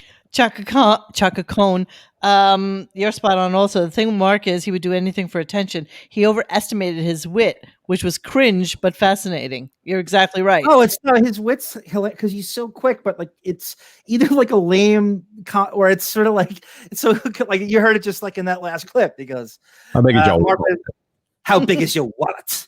And it's not the line; it's how he hits it, and he's so earnest. With and confidence. Who care what he says? With confidence, right? He's like that over optimism. The Pollyanna. He's a Pollyanna. He is Pollyanna. On the air. No. Are you a power bottom or a power top? Are you a pitch hitter? No, I'm not a pitch hitter. I hope not, because you've got to be a catcher to go out with me. Yeah, all right. Here. No, someone does it for me. There you go. And how many have you sucked in your life? Never. Attaboy. All right. Well, listen, I just wanted to say wish you good holidays. And how often do you off? You know something? It depends. Yeah. Does a vagina repulse you? No, I think that's where my 4 children came from. Well, there you go. How about if I you in the ass over here? Will that work? Oh. Finally. Yeah, Evil Dave may have been genius, but Evil Dave was essentially a stupid man who just read words off of something that somebody else wrote. I'm not necessarily sure who wrote all of his stuff for him. But his real speaking voice sounds exactly like Letterman, so it's not even a stretch that he would do an impression. Right, but you remember he couldn't even articulate a word if he couldn't understand it, even though it was spelled out for him. So yeah, he wasn't the brightest bulb on the porch. All right, we'll move on. What do we have next? I'd like to, and I just because I don't want to forget it. This is an eerie, hypocritical foreshadowing of what's to come for Howard. So I guess in the early 2000s, Mark pitches a reality. I'm sorry. So this is 99. Howard's got that horrible CBS show on CBS, which is a power cut. Hold on. Give me the name of the clip so I can cue it up for when you're ready. Mark Harris creates Gay GT.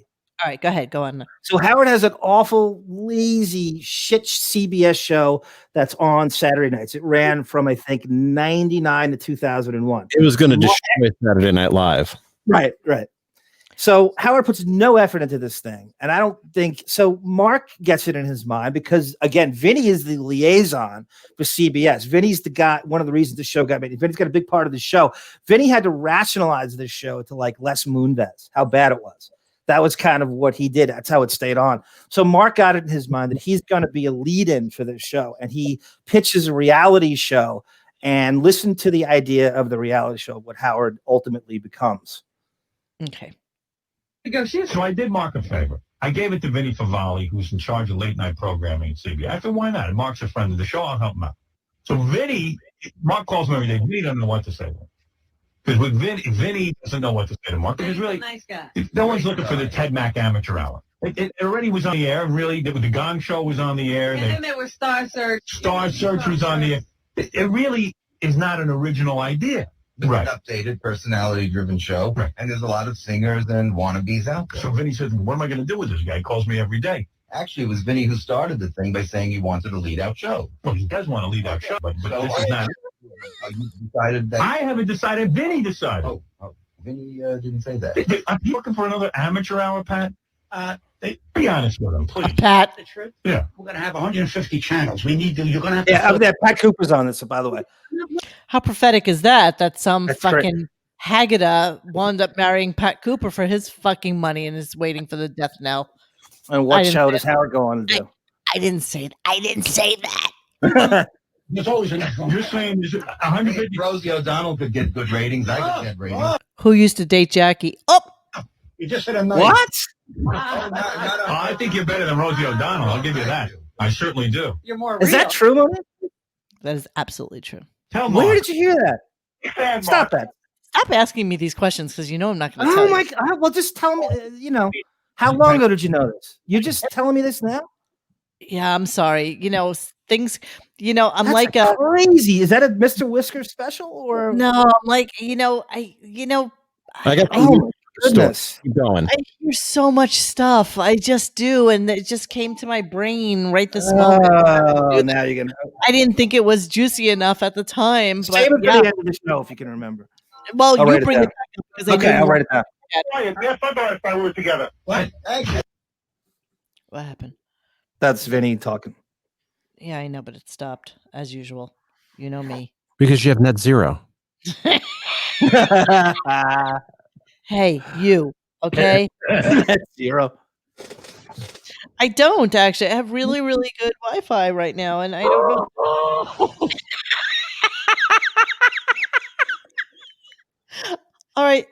Yeah, I can't finish that. We're gonna move on. I'm so sorry. Nevertheless, but did you? So Howard completely. And what does he go on to do in 2000? This predates Mark Harris is 12 years ahead of Howard. Goes on to do that awful America's Got Talent, and here's Mark pitching it 12 years previous. Wow. I mean- So, do we segue into Mark Harris meets Pat Cooper? It's kind of the same. Okay. So It's tell me where I not- should go. That's Okay, let's see. You want to Mark have Harris about the radio show? the Mark Harris radio show, and then we'll him and his daughter in the second clip. So it said his daughter is Mark Harris's daughter. I really want to hear that. Okay. So this is we just set it up a little bit. So this is Howard announces he's going to Sirius. So Mark says that he's thought of as going to be a replacement for Howard in some of the markets, and his idea is to bring his daughter on the. They're going to team up, and he and his daughter are going to host a show together, and they kind of shoot a pilot or they record themselves for a 5-minute pitch, and so they listen to it and analyze it. And then what happens is Howard insults. Well, I'll tell you in the second one. We'll do it. Okay, here we go. If you want to jump around, you can jump around. It's kind of long, I think. Okay. You wanna go? Give him 10 minutes to do a radio show. What year is this? 2004, almost 05, like when he announced. Right. About to go over Sirius. He believes he should get the spot after I leave to go to satellite. And we told him we'd give him 10 minutes to give us something of the Mark Harris radio show. That's nice. Yeah, not a lot of people get that opportunity. I got to hear it. Yeah, me too. Is he going to play music on his show? He's going to have some music, yes. All his. I believe for every frame. This is what he spent his $1.5 million on, by the way. stupid shit, stupid fucking what's the word I'm looking for? Jesus Christ, it's not coming to me right now. Narcissistic. Yeah. Vanity project. Vanity fucking projects, exactly. Vanity projects. He's right in tune with the audience. Better than Mom Caves.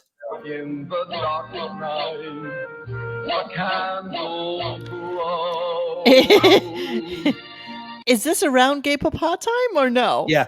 Yeah. It's a little before. Because it sounds very similar. Well, all his music. All of his songs sound like that. Exactly the same fucking song. Exactly.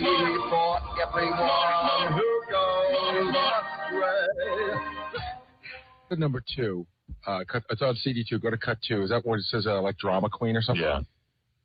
This is what a show is going to sound like. Well, thank God you're not a teenage drama queen. That's his daughter. He's going to have guests. So his daughter is acting as a guest, or just No, no. is she going She might to even have his daughter? She might even be in the role of Robin Quivers. Yeah, no, that's the show. The show, Mark and his daughter. Ah. He's going to be giving them advice. Well, thank God you're not a teenage drama queen. I My like ex-wife that. called me a drama queen.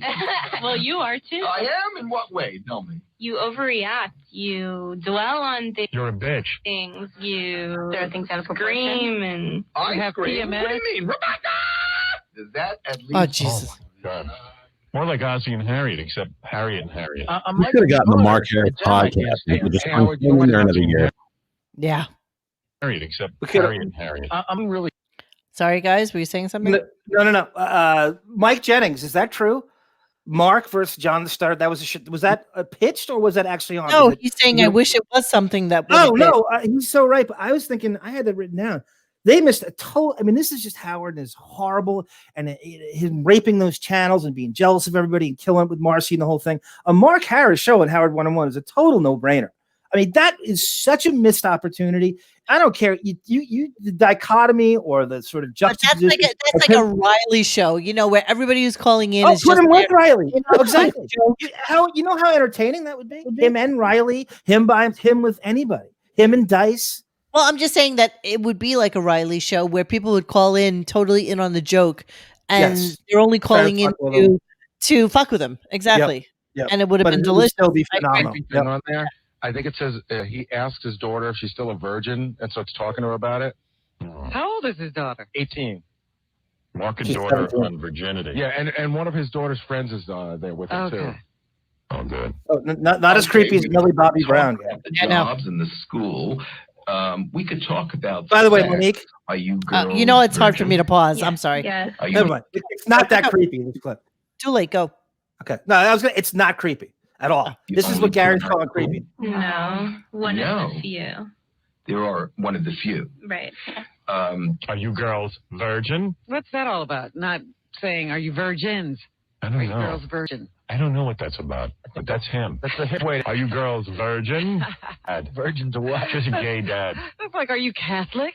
She doesn't just have a gay dad. She's got the gayest dad on the planet. I'm dying to Yeah, meet me? her. I got a million What? questions for her. Are you girls virgin? Honestly, look at it as it's a better thing to be a virgin than to just sleep around. This is really creepy. Do you act This like is the show that he actually thinks would be on K-Rock. When It's he better than Howard's show now. It's better than what's you look on. at it as a better thing? It's almost over. Like your dad. Why don't you just take it from... I can't even say what I want to say.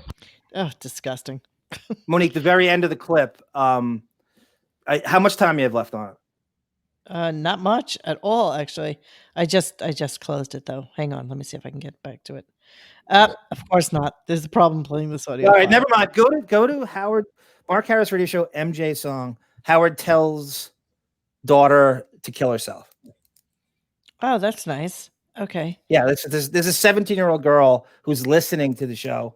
Howard, Artie, and Fred all tell her to kill herself. Really? Oh, Yes. Swear to God. I just found this yesterday, and these are the worst people in the world. If you have, here's Wow. more proof.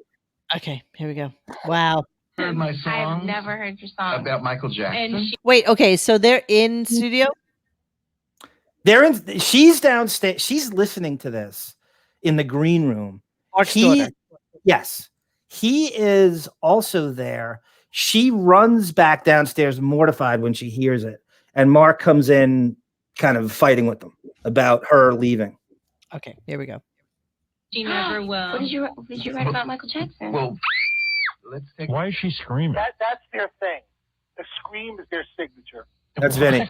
I think she's trying to make him shut up. I know way too much about this. And I want you to listen to this Michael Jackson song. Okay. Oh my, listen to this music. Oh, you'll love this. Oh, Michael, don't bother boys. Oh, Michael, oh. This is to show the audience that Mark, while homosexual, is down on Michael Jackson because he's with underage boys. Right. He wants Yeah, to but show. he ends up seducing him in the song. He wants everyone to understand that he doesn't go with underage boys. He knows the line. Yeah, he's a good homo. He's the good homo. Michael, they're not your toys. You made some real damn awful noise. In bed went you. Is that a steel drum? That's horrible. What is that thing? Michael, they're not your toys. You made some real damn awful noise. In bed went you. On some snacks and What the fuck is this music? Seriously. That's Mark Harris. Jesus. This is what he does. It's like Sour Shoes, but far more deranged. If that's possible. Jesus Christ. It's actually like music. Oh my God. You know what it's like? It's like the Year Without a Santa Claus. I'm Mr. Heat Yes, Miser. that's what he's going. That's exactly. He lifted the heat miser. Yeah, he's a ranking bad right. professional. He really did lift the fucking Heat Miser. That's a He great really catch by you. did. Jesus Christ. Poor kid is sitting there laughing. Oh man. The whole time. Yeah. She should just Here hit we him. go. He was Herbie and Rudolph the Now she should be Reindeer. screaming. Oh, Michael, don't even scratch. Imagine that's your dad. Like, you could either just totally ignore him and never see him again, or because you want a father, buy into his crap and go along with it. Lives in a nice house. What are you going to do? But high school's such a tough age. I mean, you just go, my dad, by the way, that's my dad. He's gay, How old is that kid? She's 18. So she's been through it all. Yeah. 17. I mean, you just go, oh, hey, this is Is she like someone who's gone through a war? Like, is she in shell shock? But I wonder, do you tell people up front that your dad's gay, or do you just let them come to the house and let them figure it out? I don't think they have to tell anybody. I said, how long are you going to take to figure it out? Hello. I'm a big fan of Victor Mature. Hey, your dad's My gay. dad's a bit different. Yes? He's a strict father. Oh, I bet he is. I don't spare the rod. Your hands above. That's so horrible. I'd kill myself if this was my father. You couldn't get through it. I couldn't. I would just kill myself. You'd scream. I would kill myself. I'm not Forget kidding. it. The heroin could not get into my veins quick enough. I know. Kinky, it's true. Molestation's not new. So true. And not because he's gay, but because he's odd. It's embarrassing. Rebecca, take the shotgun out of your mouth. Oh, Michael, no. Nasty town. Oh, She's probably thinking, she's probably thinking, like, how did my dad get it up to create me? Right. That's what I'm thinking. Yeah, how am I right. here? A good question, How Howard. did that work? I'm a miracle. How did my mom get duped into a relationship with this guy? Meanwhile, she's doing a radio What's show wrong with the with dad, my and, mother and that your is daughter's shit? doing a daily news. Oh. Michael, if you're planning a comeback, we could do it together. Oh, a song that is. And I could dance with you. Oh, yeah, but I'm going to lead, Michael. Oh, this is so horrible. You eat is so delicious. But little boys, you shouldn't wish to touch. It's much Is too this worse much. than David Lee Roth? Wow. Horrible. Gracious. Wait, I'm sorry. Did I miss the part where they said she should kill herself? Yeah, she just didn't hear you it 3 get times. into it. It's like, yeah, I would. put Oh a no, no, that's fucking okay. in my mouth. My father was that person too. Sociopathic, you gets it now, but a 17-year-old listening to this and agreeing isn't going to take it that way. So she has this whole. She's listening, and so play the second clip as Gary walks in. Okay. Mark Harris' daughter cancels over suicide comment. Find that for I don't us. even take it tugging. I think I would have missed it, but now I'm listening back. Yeah, you said, Rebecca, put the gun out of your mouth. Yeah, exactly. Already makes the heroin comment. She's 17. She's not in on there. She doesn't know the tone. And I don't even think he's kidding. I mean, that's not like, kill yourself. Mark's daughter, kill yourself. You know, I was just talking to Mark Harris in the green room. You know, get ready to do his radio show. So I walked in there and I didn't see any young girl. So I said, Mark, where's your daughter? And he goes, oh, are you crazy? She's not coming. We heard that garbage that was on the air this morning. She's not coming here. So it turns out she's only 17. She's not 18. But, okay, which one? He's the one who sent us the garbage. Which one of you idiots said that she should put a gun in her mouth? That's what upset him. And he said he's not going to let her be part of that garbage. Oh. Go ahead, Fred. Admit to it. No, I think she's downstairs in the car. I said, no, they were just he's being silly. No one said we never do that while she's here. I don't remember saying that. I said, who said that? He goes, one of those jerks. But I couldn't remember who said it. He doesn't remember. If I were her, I couldn't stop doing heroin. Yeah, that might be what he's referring to. I know I said I'd kill myself if that was my father, but Who actually said it? It was Fred. Oh, okay. I don't mean like. But she it's should the kill whole herself. I mean that I'd kill myself. blanket. Right. She seems to be doing fine. Yeah. Well, yeah, that's just you. If mother, I'd kill myself. I'll still say it. I would. What No, I would. 17-year-old girl She's- is taking that well? You know what? You know who your father is. You know the animal. And you know it's the Howard Stern show. You got to get over your fucking self. Maybe she doesn't. Maybe she doesn't. They brought her in. Does she listen regularly? I don't know. You Try what if- wouldn't know who he is in the 90s at 17 or 18. Sorry. And your father is like a big part. Your father is a big part of that, you know, that spectrum of reality. So yeah. Opie and Anthony do that to Deborah and Emily. He goes to fucking Karma's and get him fired. Yeah, well, it's not like he can take it too. No, of course he can. They're 17.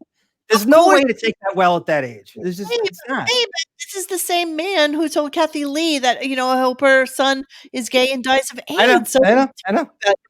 We know the fucking animal is all I'm saying. Feel that way. I feel that way. Put down the razor blades, darling. So what can I say to Mark to make him bring his daughter up? It's Mark's 10 minutes or 5 minutes, we think. I think he gets jitters. He begs Martha Ray, and he is gay. The Mark Harris Radio Show. They don't own up to it, This is Fred. what happens to you. I think you get jittery, and then you get nervous, and you start blowing your own chance.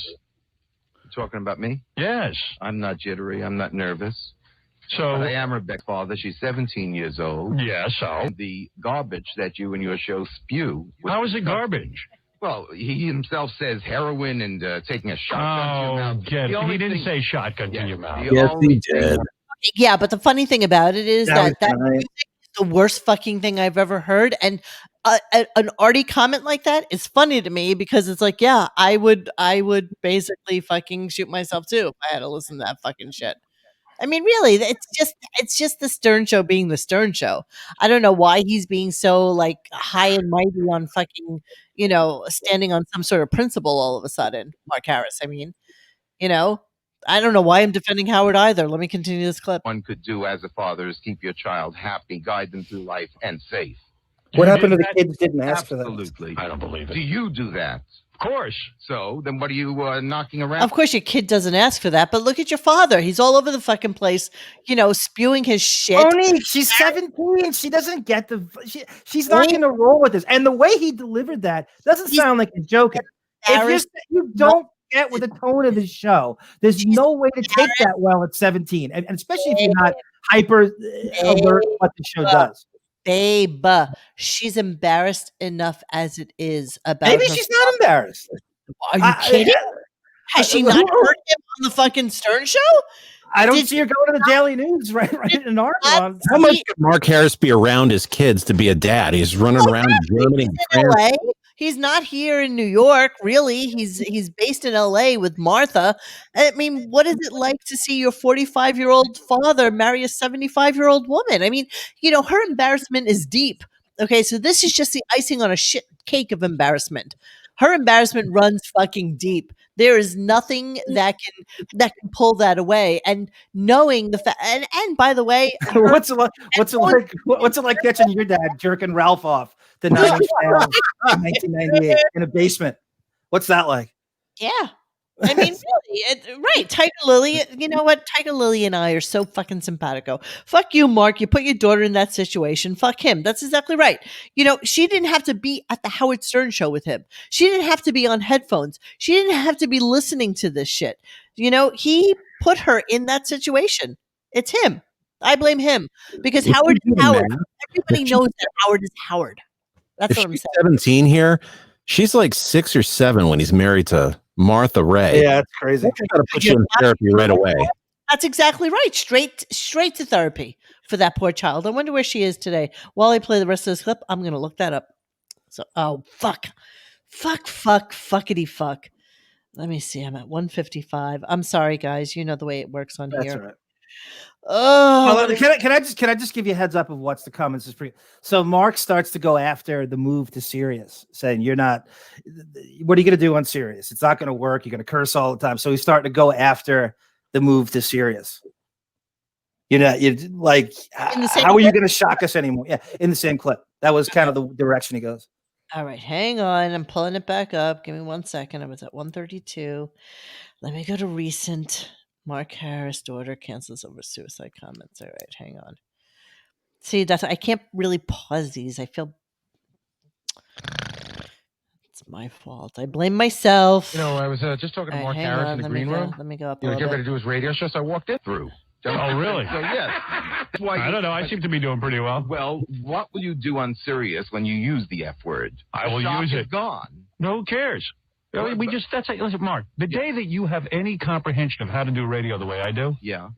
you will be called a genius. I'm not arguing with Trust me, I'm not a shock jock. Okay. Number one, I would say 99% of the show, there's nothing shocking. If honesty is shocking, then that's shocking to you. Yeah, honestly. Secondly, success. I'm not and arguing. with my success, when I go to satellite radio, Yes.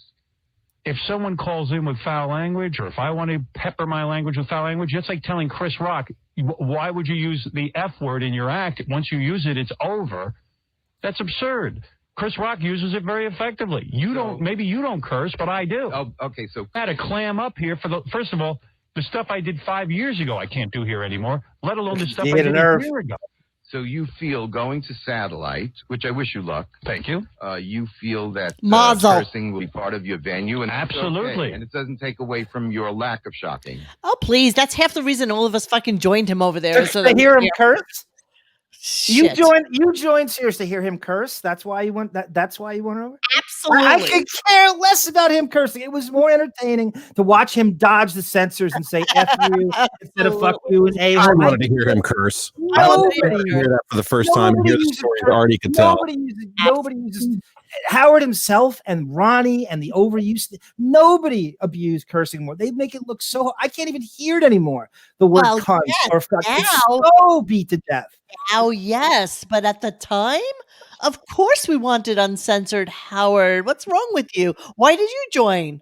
Was he so scary good at that point? No, I didn't care about going to. I joined Sirius for the one-on-one shows. I wanted the outer stuff. I wanted the tertiary people to get shows. I knew he'd be lazy and do the same exact show. I couldn't give a shit. I don't. There was nothing. There's very little about Sirius I like better than terrestrial. I don't know if cursing. At the time, it was huge. All right, who cares? Now that it was huge at the time. Mark, when you watch The Sopranos, It's not about shocking. What It's in about the world is this conversation all about? It's about being Where's your interesting. drape over a face? She doesn't want you to see it. Oh, okay. But Mark, when you watch The Sopranos, does that language take away from the show? I don't say it's away from the show. But that's what you're saying. You're saying once Howard uses it, it takes away from the show. I think it adds to the show. No, I think the way you've done your show. Mark, listen to me. Yeah. Who knows more? You're thinking too much. Who knows more about radio than me? That's it.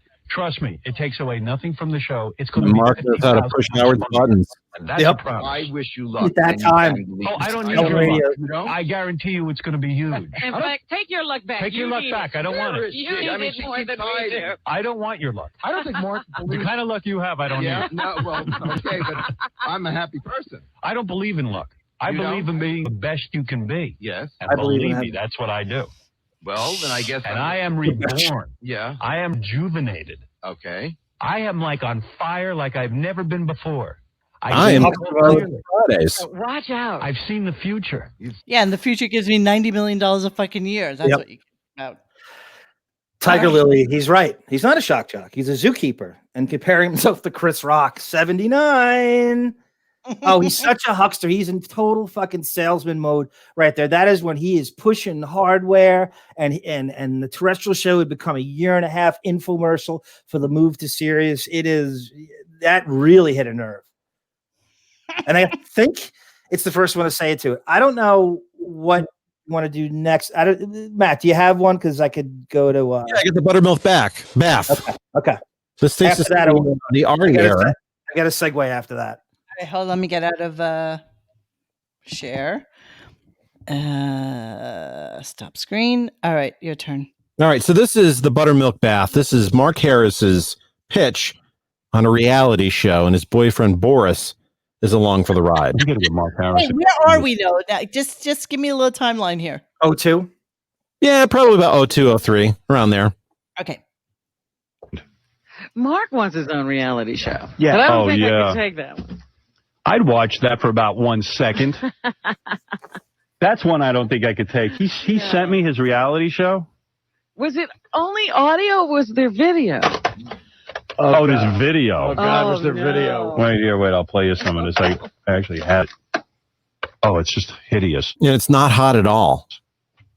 This is him in a bath with his boyfriend, Boris.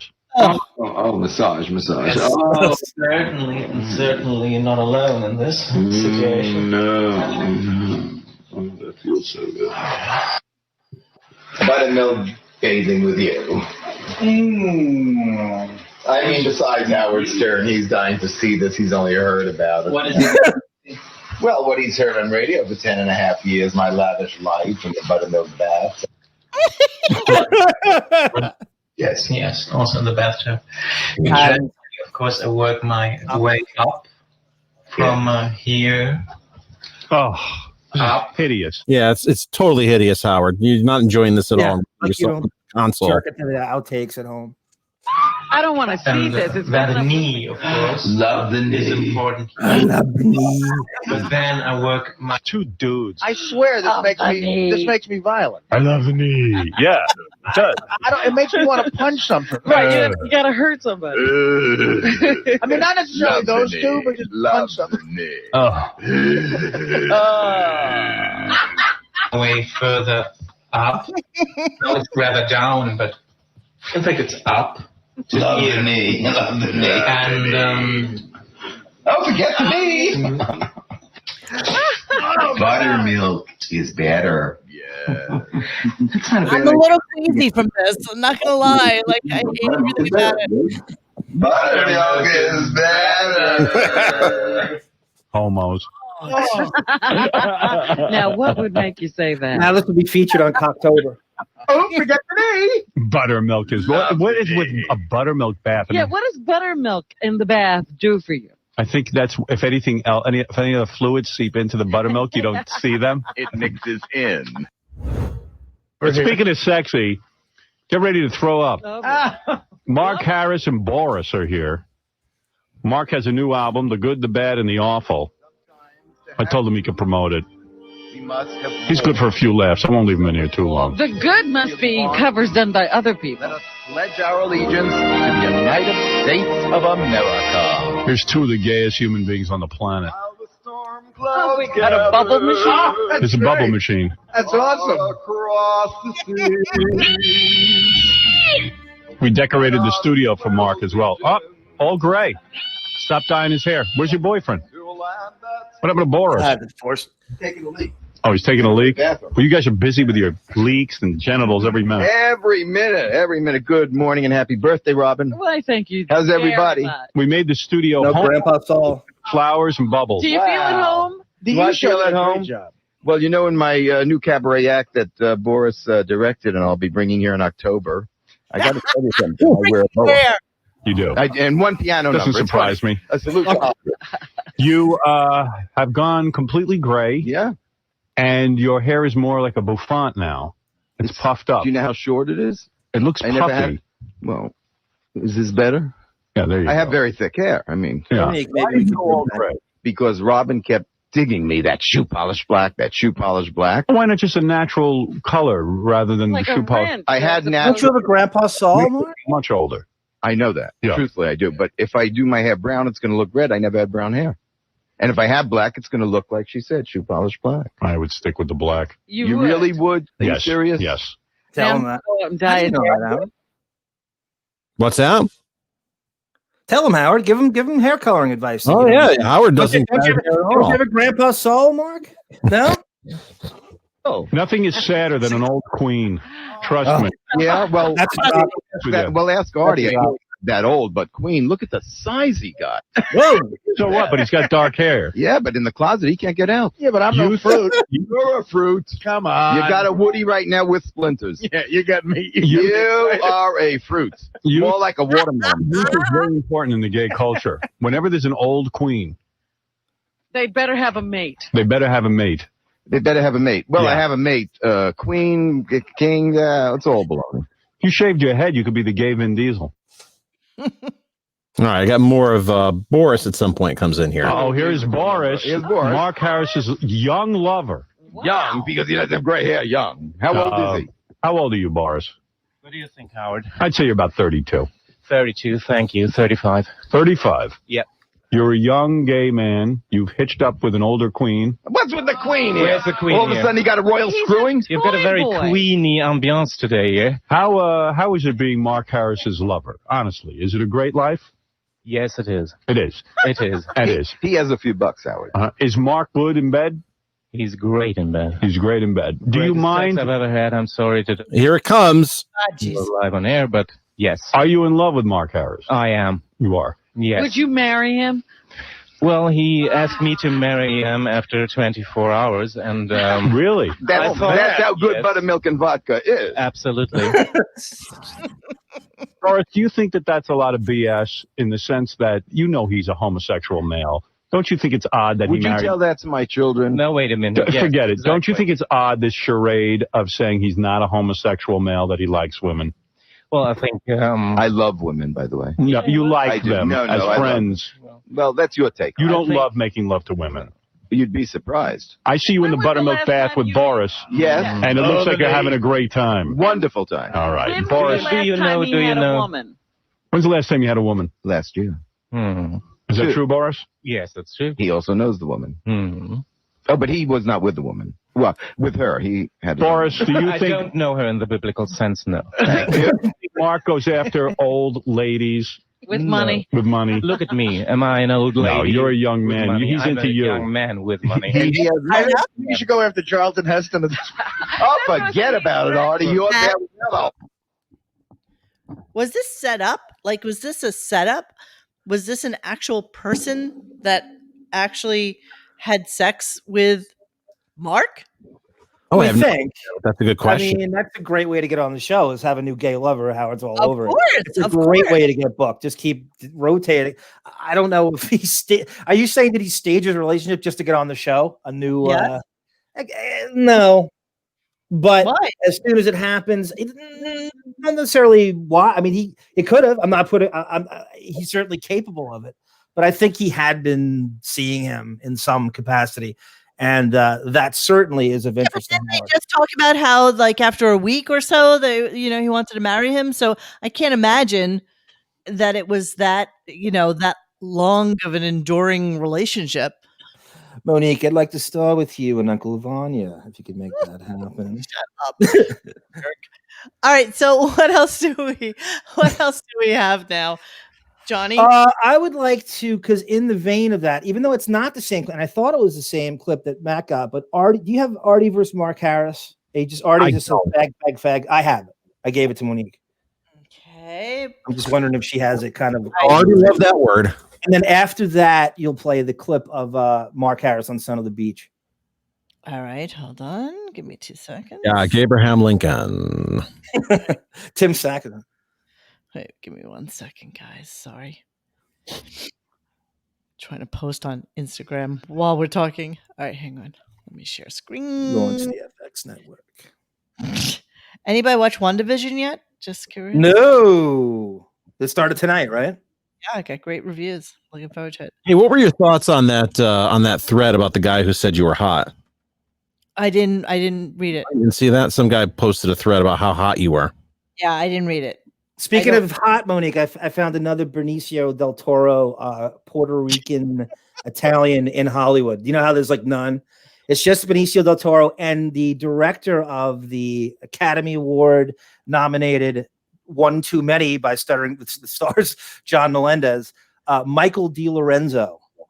Who the hell is that? He was in Fame and New York Undercover and God, I know you know his face when you saw it. Michael DiLorenzo. I saw him on he played Dennis Farina's son on Miami Vice, and I just went through his Wikipedia. He's Puerto Rican Italian. Although I did notice a couple of people with my last name that are kind of popular in Hollywood right now, which I found curious. Nice. I'm looking at these pictures of Michael DeLorenzo, and he's seen better days. He directed Stuttering John's movie. I don't know who he is. Well, look him up on Instagram. I would have thought you know. Pictures are. He's been in a bunch of stuff. All right, we're gonna wait on that. Let me go play Mark Harris versus Artie. There's 2 faggots and buttermilk on my TV. I'm not reading. I'm gonna read me a book. Ain't no faggots and books. I love your knee right in your face.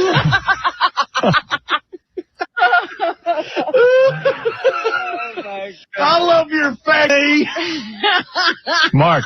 Yes, good morning. Good morning. I see you're all enjoying the reality show. Good morning, faggot. Good morning. Is that Artie Lang? Is that Artie Lang? That's right, queer Are baby. you still so fat that you're staying in that closet because they can't move you out? At least I ain't a faggot. Artie, you're going to need lube on the size of your body just to be put out of that closet. I'll your knee right in your eye. You got to work at getting out of the closet. Not that there's any takers for you. I'll give you taker. No, you don't have to give me a taker, I'm sure. You're All right, fine. Mark, let me get to the point. Yeah. Where do you see this new reality show of yours airing? Where? I hope on the gay network. There is talk You know, that... this would turn gay people straight. Gay network. Only living cracks. You wouldn't even know what to do with a cable wire, Artie. Don't worry about the gay network. Stupid comeback. Anyway, Mark Harris... Thank goodness he's on Son of the Beach. Mark Harris would have a huge career, but I believe he's been discriminated against because of his gay leanings, and only Son of the Beach would be willing to put him Yeah, on. you know what the problem is? I wouldn't say I had leanings. Yeah. I'd say he's leaned. You know what the problem is? Mark's the only one thinking of shows for himself. I know. Mark Harris is in Son of the Beach tonight. He's in Crouching Homo, Hidden Johnson. What character are you coming back as? Oh, you mean Abraham Lincoln? Are you Abraham Lincoln in this one? Oh, yeah. Yeah.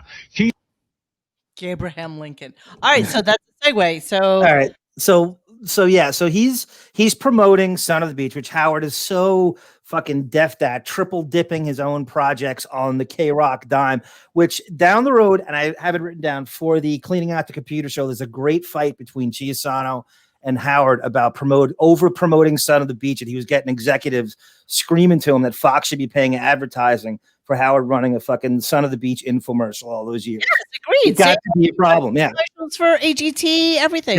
Yep. And I will definitely believe that is the only reason they hired him for that show. I agree. Was for the cross promotion that they would get based on him being there. Okay, so Mark Harris as Abraham Lincoln on Son of a Beach. So let's go to that right now. I'm all queued up. Here we go. Okay, great, but I don't know how to act gay. But wait, I do know how to act like Charles Nelson Riley. Say, barkeep, I'd like a stiff one. No, a drink, you sillies. Here he comes. Wow, Mr. President, your Yankee Doodle sure does look dandy. Thank you. Sorry I'm late, boys. There was a big backup in the Lincoln Tunnel, if you know what I mean. Good evening, peanut packer. This is a That's it. show. How? That's it. He's on there to promote that. He's on there to promote a 5-second cameo.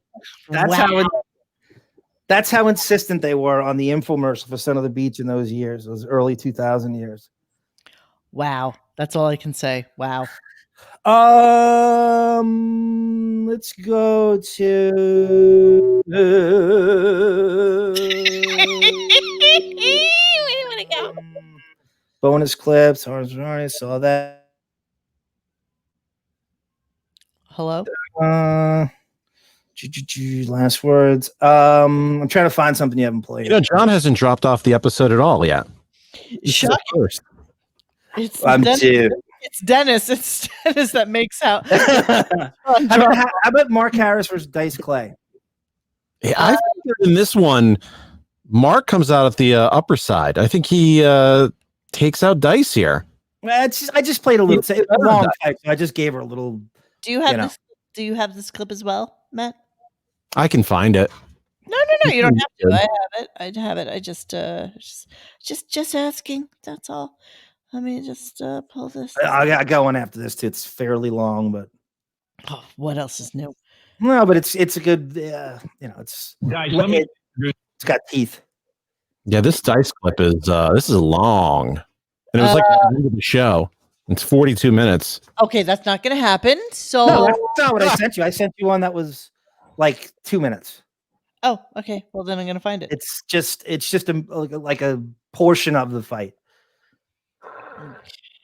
They would apparently bring those two in as this fucking contrasting dichotomy, and they'd fight. I don't remember it well, but I guess they fought a few times on it. This is one. They're two old Jewish men with good hair. In Brooklyn. What are we talking about right in the now? early 90s? Not anymore.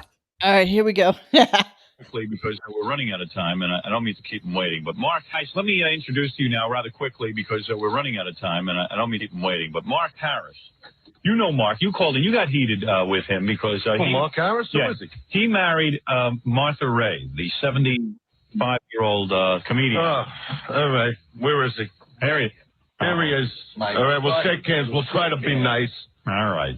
Surely you can't suspect How'd you get him here? after Did looking you, at that face. believe it or not, did you take money out of a wallet? No, I used the token. I used the token, remember, from Brooklyn. That's what you say. Yeah, some of us changed our underwear, cleaned our nails. Unfortunately, maybe you didn't have to. What are you saying? What are you saying? Yes, man, it's your class. Don't give me the class. Then let me try and talk like you. No, let me try to talk like you. You would be better off. You'd even get more ratings. All those Fords that you were talking about, why didn't you mention Fairlane? That's a movie. Yeah, that's one of their leading I didn't Fords. buy the car. Why? It wouldn't have broken down. Movies It just like wouldn't it's really start. happening, like a lot of these idiots. Oh, did that really happen? Were you really in the car when it blew up? No, I stand online like a lot of good idiots for good shows. Now listen, you two. Oh, you're on my show. I don't see you doing nothing. No, if I was marrying old prune juice over there, steal her money. I have to, steal her money. I want to tell you, she listened to the playback. You got to change her. She listened to the playback. Right? That could be worth a few bucks. She listened to the playback tape between you and I. Let me tell you, I didn't even know who this freaking chick was. But she knew who you were. Well, I'm a famous person. Right. She says, when did he get out? You That's want what to she become said. When famous? did they take the straight jacket off her? How is this even a thing? Like, seriously. These two fight. Howard and Dyson, he said, "Here comes Mark Harris. I want you to yell at him." Yeah. It was almost like wrestling, staging a fight, even though they probably don't like each other. But it's just, that's what the show was. It was just who can fight, how can I trigger someone, and these two are perfect for it. Jesus, Mark, the guests would overlap back then.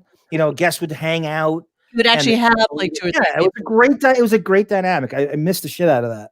Yeah, no kidding. Sitting in. How the new studio ruined a lot of that. That they were much better when they were in that little cramped studio. The things were much more spontaneous. Yep. Yeah, I think you're right. And they had that big studio because they're going to have all those musical guests every day for E. Yeah. Which never happened. Yep. Yeah. A lot of it was music rights too. They didn't want to pay for music rights, or the artist wouldn't be compensated, or there was a lot of shit that went into it. But it was, back then they would have 4 and 5 guests on in the same day. They'd have phoners, they'd have callers calling the phone. It's such a sterilized, by the numbers piece of shit now comparing to what old interviews were. Anything you go to back then with the Jackie Edge and hard-hitting questions and spontaneity, and it is kind of like a frat house. It was a frat house, where you could just come in and just hang out and chill. It was a fraternity of guys.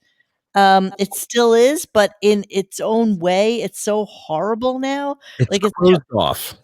it's a knockoff of what they were. They've knocked themselves off Yeah. to be something that none of us care about now. None of us.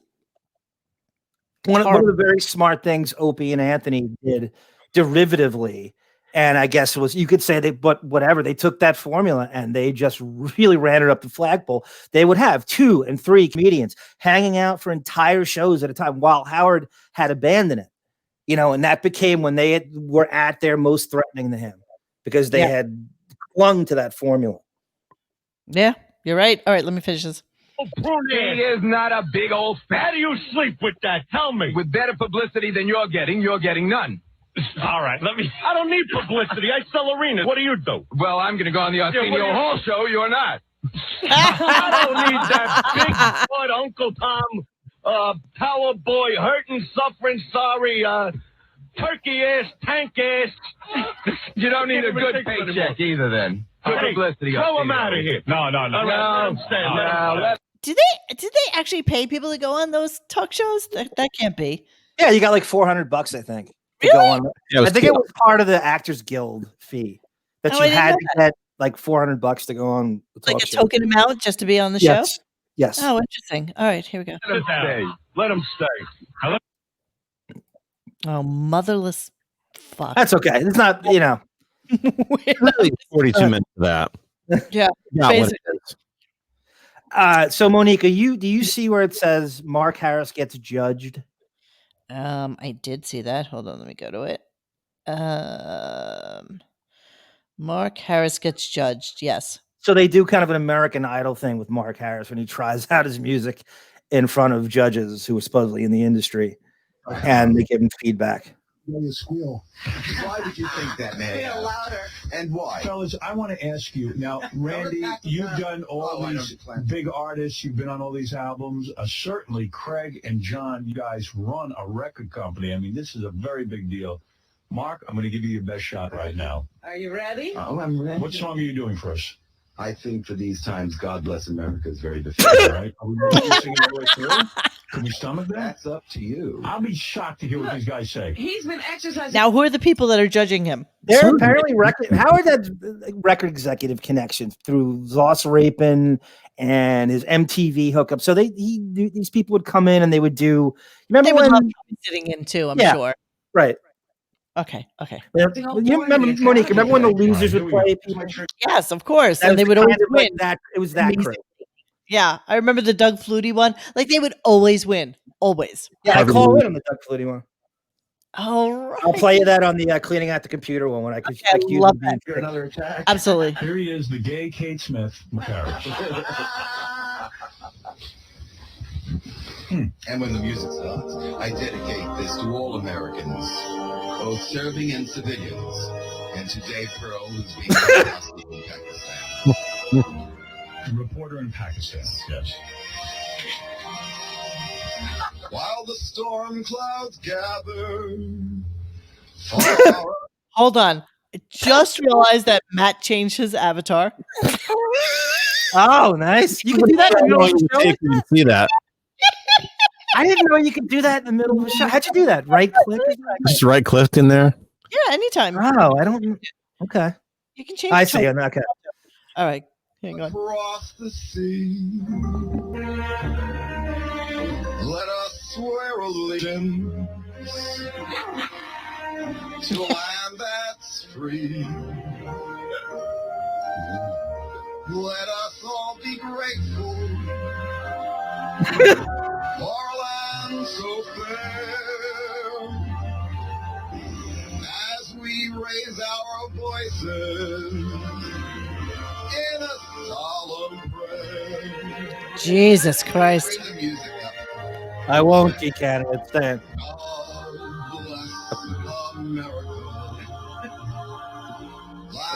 I'll put Jimmy Key in. And beside her and guide her through the night with a light from above, from the mountain to the prairie. He's so serious. Good. to the ocean. I had to fast forward. I'm sorry. Oh, go ahead. Yeah, that's cool. That's good. Just go to the judges. I know it's not POD, and I know it's not the current sound. POD. But is there any talent here, Craig? I'm going to go to you first. And be honest, and don't be afraid to give your opinion. Mark can handle it. He's a big boy. Or girl. Sheep's mating calls go, I think there's some talent. Is his voice bad? Yes. No, actually, I was surprised he was able to hit the last note because there's definitely a bunch of spots he went way off key. But better than Rob Zombie. His voice actually is not too bad. Right. Really? Is there any potential for him in a commercial way? I would say probably not. Okay. Where should he be singing? At home. I think it'd be pretty tough. All right, let's go to somebody named Randy Cantor. Randy, go ahead. You've given your credentials. You surely have the ability to comment on this because you are an expert. Go ahead. I think that he could do really well in a very small, smoky lounge with 3 people in a bar in the middle of nowhere. Isn't there something too, like maybe being a novelty act? Is there any Like way? a Tiny Tim or something? Yeah. Yes. There is. Maybe. So you're saying that you wouldn't sign him to a record deal, you wouldn't produce him, but maybe someone out there should? Maybe a place where he can just perform nightly. I see.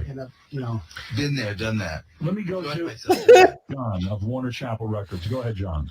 Well, the last note was good for many reasons. Because it was last. I thought you did go off on a lot of. Are you aware that you're off key on a lot of notes? You want to know something? You have the music down. I had it up as high as it could go. It's not loud. The music was so loud. He's so delusional. He's delicious. That's what I was going to ask. You think he thinks he knows it's a joke? I'm just going to go through that, or he really believes he has a shot here? I think he has a shot. I think he's really delusional. He is really delusional. I said, he's better than Rob Zombie, but yeah, but this is not a music that anyone's coming to anyone for. Like, this is so. What makes you say that? What are you trying to say there, Mo? It's just horrible. I mean, Dorian Morgan's right. This is like what American Idol auditions was built on. This type of like delusion where, they want you to be really bad, or they want you to have no connection whatsoever to what youth might be looking for song was. But there is what is the music industry now? Like, what are they even going? Sometimes they don't even know. But this is, I think I lean with he really does believe he has a shot. Yeah, I agree with you. All right, so where should I go? Because I need to wrap this shit show up at some point in the very near future. What are Mark Harris's last words?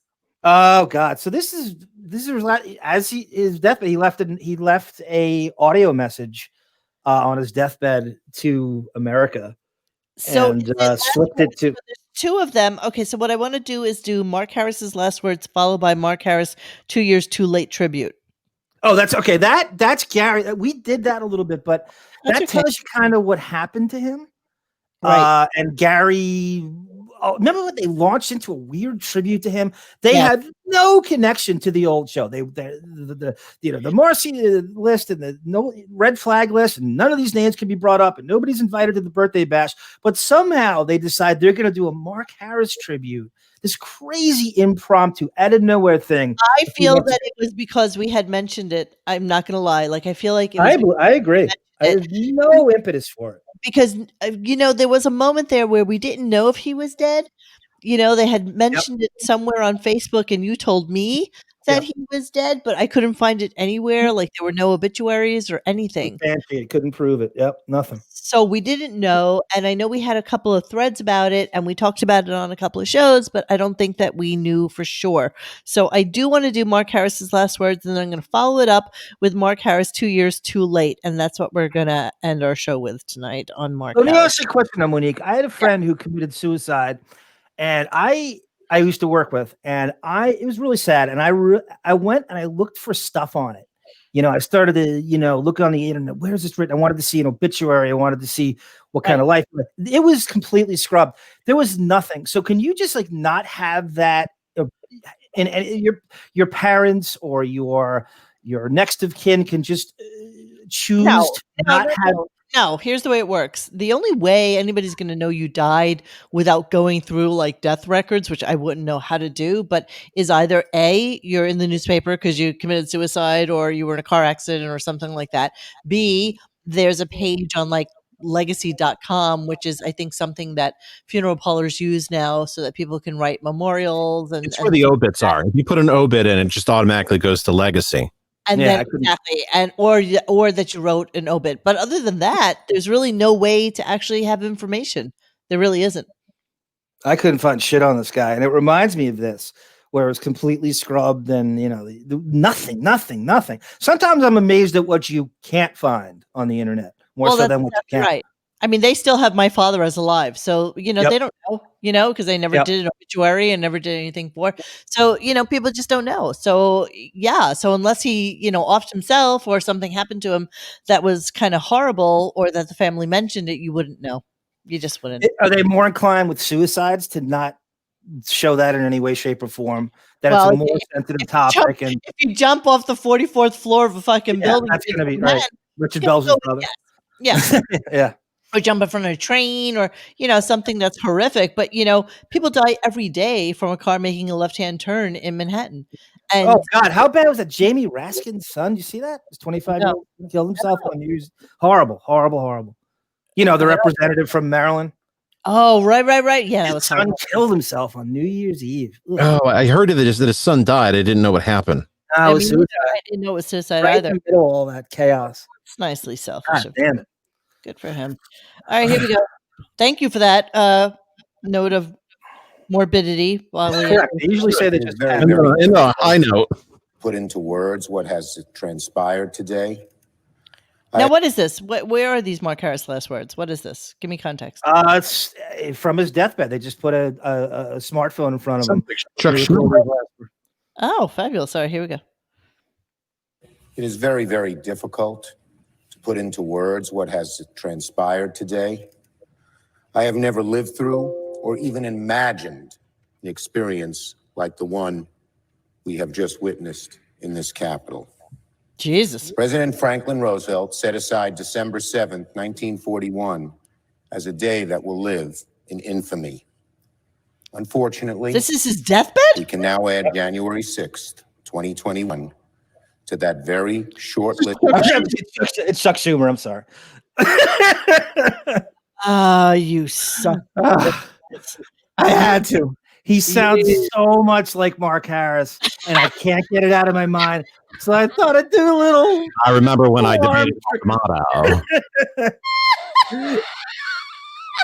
I really thought it was him. I'm thinking to myself, what is the context of this? Like, why is he talking from his deathbed like this? He sounds exactly like Chuck Schumer. I know. Mitch McConnell's such a bitch. Holy shit, Johnny. That was good. I have been saying that for like a year. Since we've seen a lot of Chuck Schumer, I can't stop thinking about Mark Harris. I just zone out thinking about how great, and they're so politically opposed. How great would a debate show be?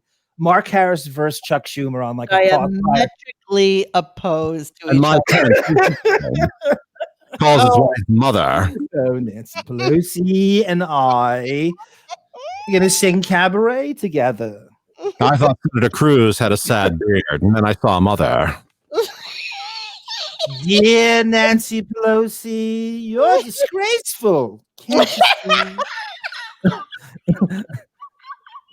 I know we had our problems. I really don't know.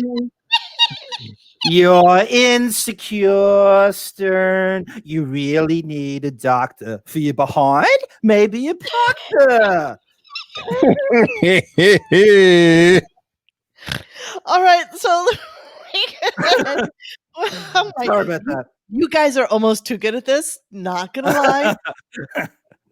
Just throwing it out. So there. this next one is Gary recapping, and I believe you're right.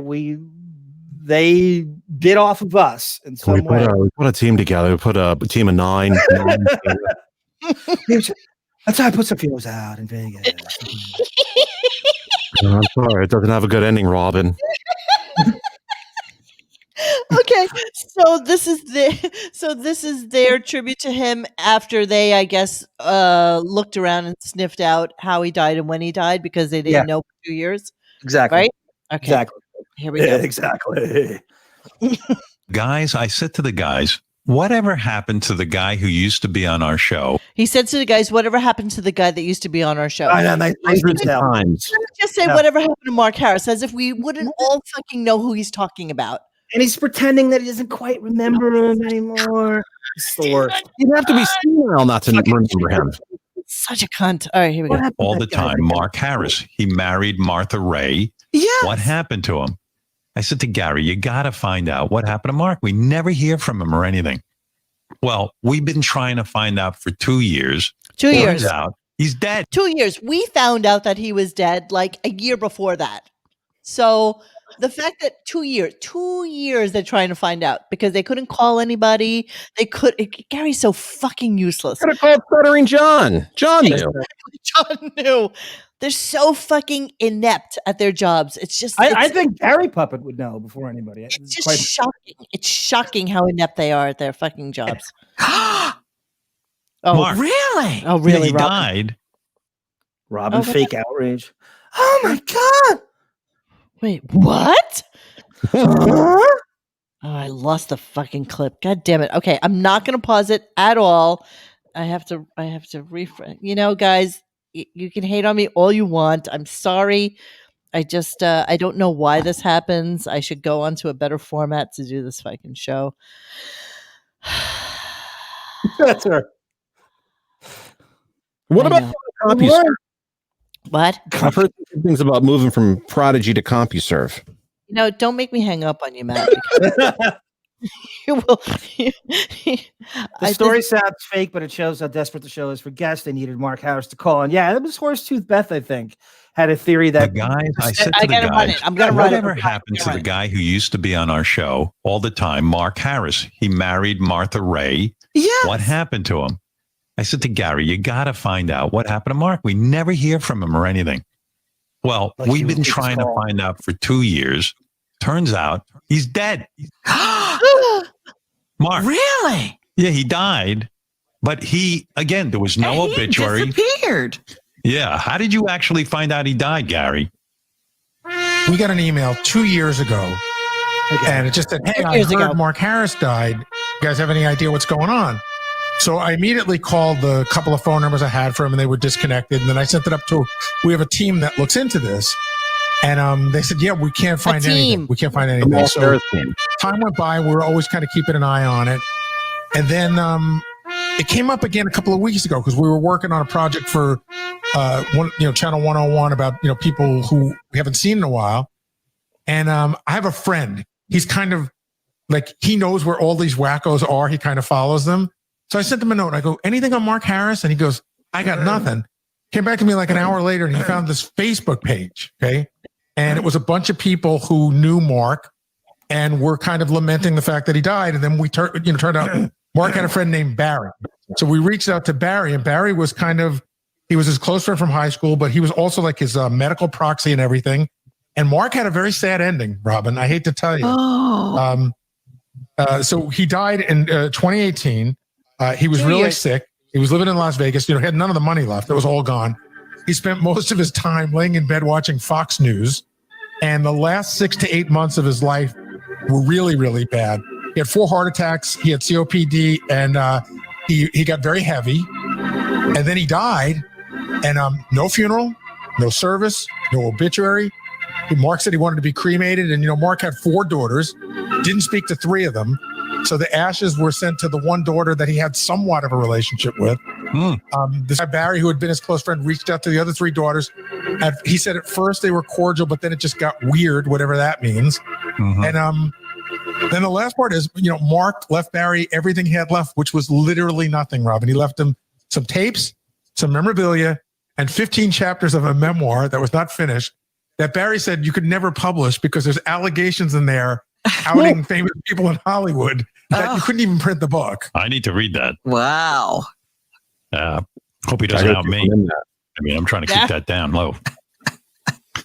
Good Lord. So Mark died. It was easier finding bin Laden than confirming Mark's death. I mean, 2 years to figure out that this guy was gone. For those of you who don't know, used to be ever present on this show. let me give up. They had a whole fucking team that took I was just going to say that. 60 people work on that show, and hire these people. The forensics work on it. Oh God, hire them to catch QAnon or child predators. The big reveal. He goes on Facebook. They took them 2 years to think to go on 3 Facebook. minutes to go on Facebook. I know. And all Gary had to do was literally throw out a tweet saying, "Hey, what happened to Mark Harris?" That's all he would have had to do. You know how like they would have taken his calls anyway. No. All they had to do was write it. Hey, what happened to Mark Harris? 50 people would have replied to them saying he died. Gary, he's dead.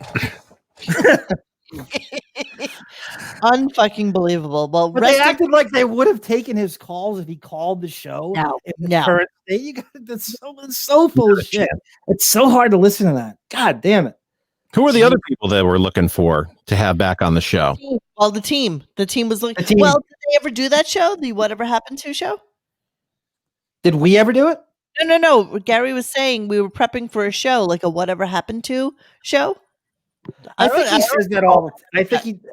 I think he says that all the time. I think that it'll never come to fruition. It's too ambitious, and they can't bring up these names of the past. There's so many, for so much, no pun intended, forbidden fruits and unmentionables. They can never do that.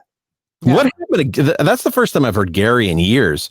What happened to Gary? He sounds like he's got COPD or something.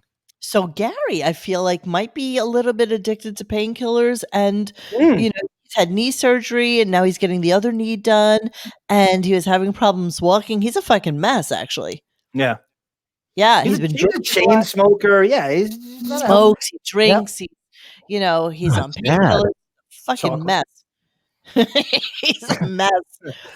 So I don't know what's going on with Gary, and actually, I don't care. I really don't. I don't care what happens to these fucking people. I know. I really don't. It's sad to say that I'm at. It's kind of like the final season of The Walking Dead, where you just really want everybody to fucking die.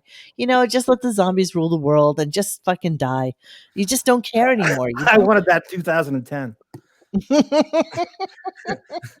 All right. Is there any? No, you're right though. They're so unlikable. Everybody left on that show. We got a text from a buddy, Casey. We have to write back.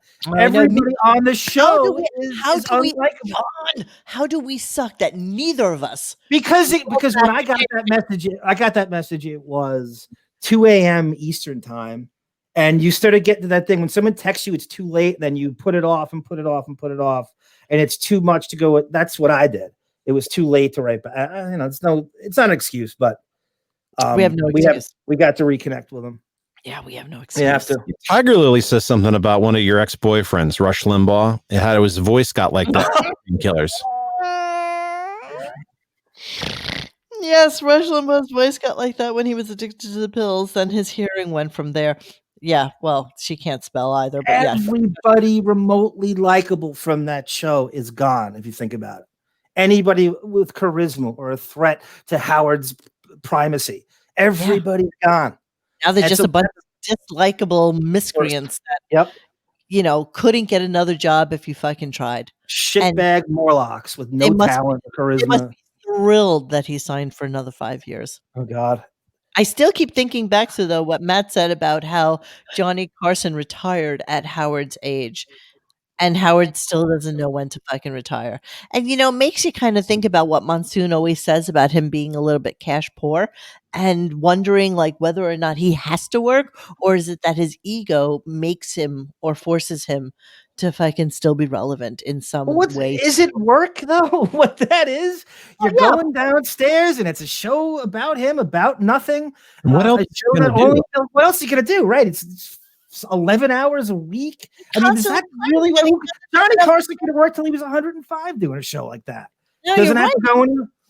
You're right, but he claims that he's so busy. He's painting, he's playing chess. I don't know what the fuck else he does. Somebody had made a equal life of his will leave him if he's not on the air. Yeah. Well, that's true too. But God, I can't even imagine staying in a house with him 24/7 during COVID. I would kill myself. Well, when you have, what square footage is what keeps them there, and 3 residents is what like I said, they go to Florida as well, and they'll know he doesn't reveal where it is, but I told you that guy DM me a few times that he goes to Florida a lot. During What? COVID? Yeah. During They have their own private. I was watching Miami Vice last night, Monique, and I thought of you because there's a scene. They go to New York for a 2-part episode in season 2.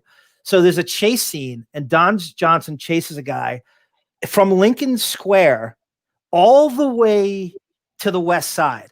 And where he comes out is a helicopter launch pad. Is that where Howard leaves from?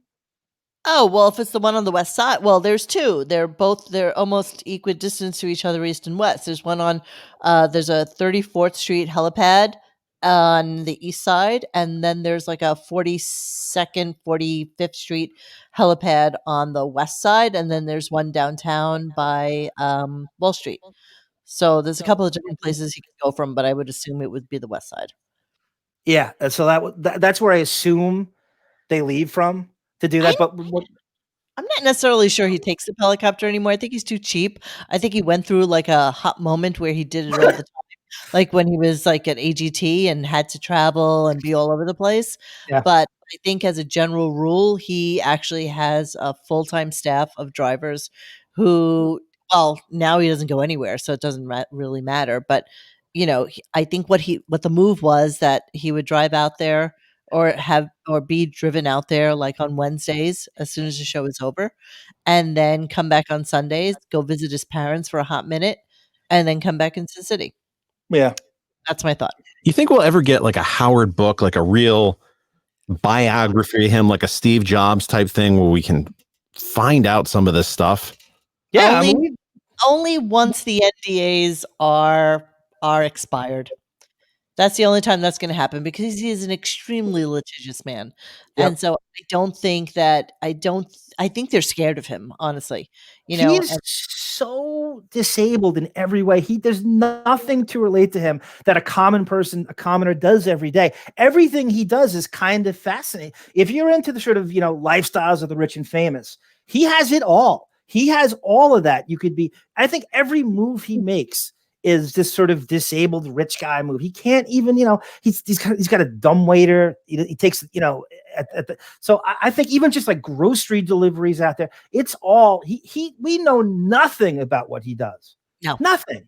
But he's chosen to make himself that way, and even the things that he would tell us about when he was, let's say, quote, real, I feel we're all manipulative as well. This whole person is a fucking act. The entirety of it. Nothing about him is real to me at this point. And you know what? Call me a conspiracy theorist, which I doubt highly that I am. But I'm telling you that I don't think anything we know about Howard, even from the FCC fines, as we've discussed many, many times before, I think that was all manipulated so that he would get better ratings. It's like, ooh, what is he doing that's so bad? I say that all the time. The FCC was his best friend in order to move to Sirius, gave him an infomercial. He loved that. The millions of listeners, the ability to move into different markets, all of that. All of that was because he was the bad boy of radio. And I think that was all manipulative. The only reason he had porn stars in to ride on the Sibian and shit like that was because it was a perfect tie into the E! Show or to whatever fucking other video type program that he was doing. And that he knew that it would draw people to the show. It was also a good impression of a heterosexual. This is what I think a male audience might like. Jenna Jameson, Pam Anderson, all the fucking silicone, saline, plastic blondes of that, Barbie doll bullshit. And that's what Beth is. And yeah. Sparky Go says, random question. Do you guys know what happened to Psych? He just died. I just died. Oh, he did? Yeah, I saw it on Facebook. Wait, Wheels died too? Yeah, Wheels died recently. Holy shit. Everyone's dying. Well, I know I really did not know this. So I know Psych was dying, and I had written him an email, and he was going to come on the show, but then he got really, really sick. And then I didn't hear from him anymore, nor did I actually pursue it or care. But yeah, I didn't know. And then what happened to Wheels? I'm not sure about Wheels, but Psych died. I don't know about Wheels. Wheels is definitely Psych just died. Yeah, Psych died last week. Wow, but Psych was really sick. I mean, he had like stage 4 cancer or some Brain shit, right? cancer, right? Brain Yeah. cancer, I believe. Wow. That's a horrible, horrible thing. I didn't know either of them, but yeah, okay. Whatever. Melvin says, yes, remember when Amy Schumer was on and Wig wouldn't say Yeah, that I was thinking about that, Melvin. Good callback. That's a great one. Remember we played that clip of the part? Yeah, to not bring up Steve. And Amy Schumer's like, what's the big deal? You're at Steve Martin's party. And he has again, cleaning out the computer. I go back. There's a clip where Beth admits to Andy Cohen they have a celebrity gag order on themselves. Well, that all stems from the time that they went to fucking Mexico. Yep. And they started to he started to blab about hanging out with Jennifer Aniston and Courtney Justin Cox Theroux. and Justin I think Theroux. And they were Clooney like, was there. "Shut the zeet. You got to shut the fuck up. Yep. Like, if you're going to be part of this crew, you cannot talk about anything that goes on there." So he knew that he had to shut his mouth if he wanted to sit at the cool kids table. Yep. The high school cheerleader in him had to have that. And Yeah. so Beth can be her Phoebe Buffet. Judy Bobooty says maybe apples or balls is next. Yeah, I know. All these fucking Wheels died in a car crash. Oh, did he? That's Ironic. pretty fucking ironic. Yeah.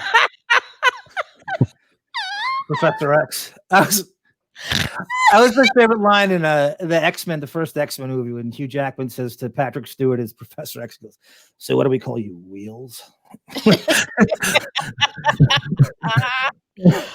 Oh my god, I hope he wasn't driving. I'm sorry. All right. It is time for us to wrap up this shit show. It is All right, time- Rosie O'Donnell. Rosie O'Donnell, the fans demand it. Give us the Rosie O'Donnell dirt. Jackie and Martling. What? What Rosie The O'Donnell? Martling celebrity couple. Rosie O'Donnell and Jackie.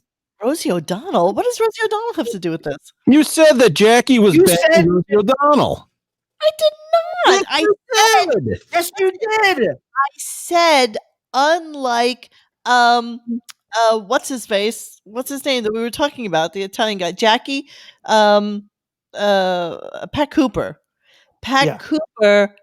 I was talking about how Pat Cooper has a wife who married him when he was sick and dying. You also said that Jackie Martling was dating Rosie O'Donnell. Then I paused and I said, also, she was the same person who was dating Jackie. So you have to rewind. Hear what I said. I don't know where Rosie O'Donnell came into this. I swear you said Rosie O'Donnell. Okay, that's weird. I don't know what I said, but maybe it sounded like it. But what I was saying is that Jackie Joke Man was dating some woman who then latched her claws into Pat Cooper and sucked him into marrying her so that she can, just kind of. Okay, I know what happened. You said, Mark said Rosie O'Donnell in the clip, and we all assumed you as you chimed in exactly when he said that. So we both all know that. Yeah, I thought the same thing, John. We all know she's a jumbo-sized fucking dyke, and that Jackie turned her. No, silly boy. I wasn't even shocked though. You know why? And I bought it because they both ran in the Long Island comedian circles for a bunch of years. So it made sense. She was hetero at the time. No, she claimed to be before. I'm telling you, she claimed to be hetero at the time. You shouldn't have said anything. We could have started a rumor. Oh no, I was so hoping. Yeah, you're right. Jackie would never date Rosie and vice versa. That's exactly right, Tiger Lily. So sorry if that didn't. Jackie dated Eddie Murphy. I don't know who. I don't know. It was a good name. All I know is that whoever she is, she wound up marrying Pat Cooper. If she'd married Jackie, she could have got her hands on those 4 houses in Bayville. You know what? I would take that over fucking Pat Cooper money any day. Got to be honest with you. Seriously, his spread is beautiful, absolutely stunning. Really, just gorgeous. It's decorated beautifully. It's just beautiful. His bedroom is gorgeous. Overlooks. I wish you could have dispelled all Howard's narrative about being a shanty town and this piece of shit. I know. I just couldn't take pictures. Yep. I felt bad. I couldn't do it at the time. Oh, maybe did I take pictures, Johnny? Why can't I remember? Yeah, I think you did. I think I did. I don't know what I did with them. That's like 7 phones ago. Yeah, I don't remember at all. Sorry, guys. All right, we gotta wrap up because it's time for dessert. Unlike Matt, who had a fucking Sunday at 7 Oh, o'clock. give me some Sunday from Friendlies. Oh, you chowderheads and friendlies. All right, everybody, thank you for participating tonight. I might have a special show next week. Oh, Mike, I'm sorry to interrupt. I just don't want you to forget. Let's end the show with Mark Harris's Brad Pitt song. Oh, okay. Hold It's on. right there. No, well, you say right there, but as if I actually have that open.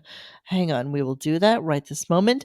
I might have a special little show next week about Brent and Caitlin, but I don't want to say anything about it yet until I know that it is for sure.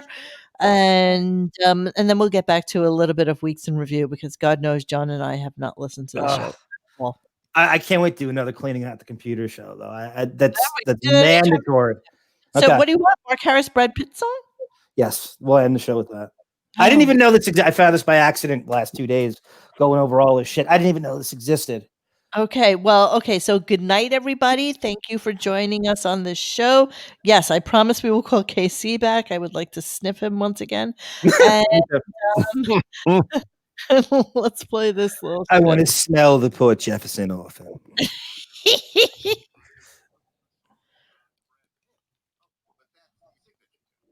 Louder. Can you raise the volume? Oh, you know Nothing. what? It would help if I actually had it on the it would actually help if I had it here. Eddie Murphy dated Nancy Sirianni. Judy Babuto. Classic Judy Babuti. All right, here we go. Song on Paris Hilton. I heard your song about Brad Pitt. Oh, but that's the signature tune. I see. Yeah. But no, have you heard his Brad Pitt song? No, I haven't. He's evidently way into this Brad Pitt break with Jennifer Aniston. I'll give you a piece of this song. And It's the then same you go song to the every website, time. and you can now hear everyone in full. Yes. www.aka.mark. www. Okay, Blondie, this is for you. Dear Brad Pitt. All his songs are the same. Tell me this. Is your breakup just because of Janet's? That wardrobe malfunction isn't worth such a fuss. I didn't understand this. Why would Brad Pitt Just tying up the gossip to the gossip and making up the story. Well, it makes no sense. Like the tabloids, they make sense. Jennifer is prettier and has a nicer bust. Just think again, because it isn't easy getting a divorce. What do you think, Blondie? You're looking hot, Brad. Many guys will want you, especially the straight ones. Jen. We should taser you right now. Really? Naked and taser you. What did you write about Paris Hilton? Yeah, oh, the beat. I mean, I something got it. I just had my 56th birthday. You're slowly becoming Charles Nelson Riley. God. Horrible. Just horrible. I forgot that he went through this like dear someone so and so, and it was all the same fucking song. Yeah. That was obviously You Made Me Love You. What a horrible, horrible song. All right, I think we're on two sides of the fence with the Mark Harris thing. I think he was truly self-aware, and he understood that he was like, there to be made fun of, and he was in on his own joke. I don't find it funny personally, but yeah. I'm sorry. Sorry, not gonna lie, but yeah, he You didn't like Gilbert Gottfried either, so clearly you have bad taste. Yeah, well, hey, that's me. Listen, that is the story of my fucking life, my friends. What can I say? All right, so we're gonna wrap this up. Thank you, everybody, for joining us. Great job, Pat. Thank you. I want to Matt. thank you. I want to thank Boff and Steve S. and Horsetooth Bet for their contributions every time. Boff is huge with some of this obscure shit, just huge. Yeah, I had a long conversation with him the other day because he is either hated or loved on our site, and And I told him, I was like, your contributions to Arm's array of fucking clips is, extraordinary. And so, we totally appreciate I think him finding that Beth movie, Whipped, might have been the craziest shit. That thing is just unavailable. Yeah, that was beautiful. G Canada, who is Matt? So some really weird old blonde chick, as you can see from his avatar. And he's a good friend of ours, and I've done his show in the past, and he has done our show in the past. And he is a big Howard Stern fan as much as we were, and he participates when he can, and that's who Matt is. I'm trying to get more involved in the forum. Yes, you are. You are trying. There are a couple things that took off in the forum, so I think I'm on my way. I think so. I think you got good traction. Your original show you want to do is Smelly James show. Which I don't know if that constitutes a whole show, but it's certainly worthy of a cleaning out the computer segment. As Grillo is well aware, he's dead. By the way, another guy who died. He's dead. Smelly James. Oh. Smelly James was a 32-year-old intern who was this hack stand, almost like a Shuley kind of comedian, and they would make fun of him. And there's a great prank Howard played. This is when Howard was like good himself on the phone, and they played a prank on him where Howard called him as of course, a gay producer and had him talk shit about people on the show, and they recorded it. So he's like, what's the deal with that guy, Fred Norris? And he goes, I don't know. That guy doesn't do anything. I don't know what he's doing. God, he's just another dead guy. Can we end the show? I know. It's a Rode NT1 condenser mic. Rode NT1. You got that? Thanks, nerds. All right. Gotta go. Love you all. Goodbye.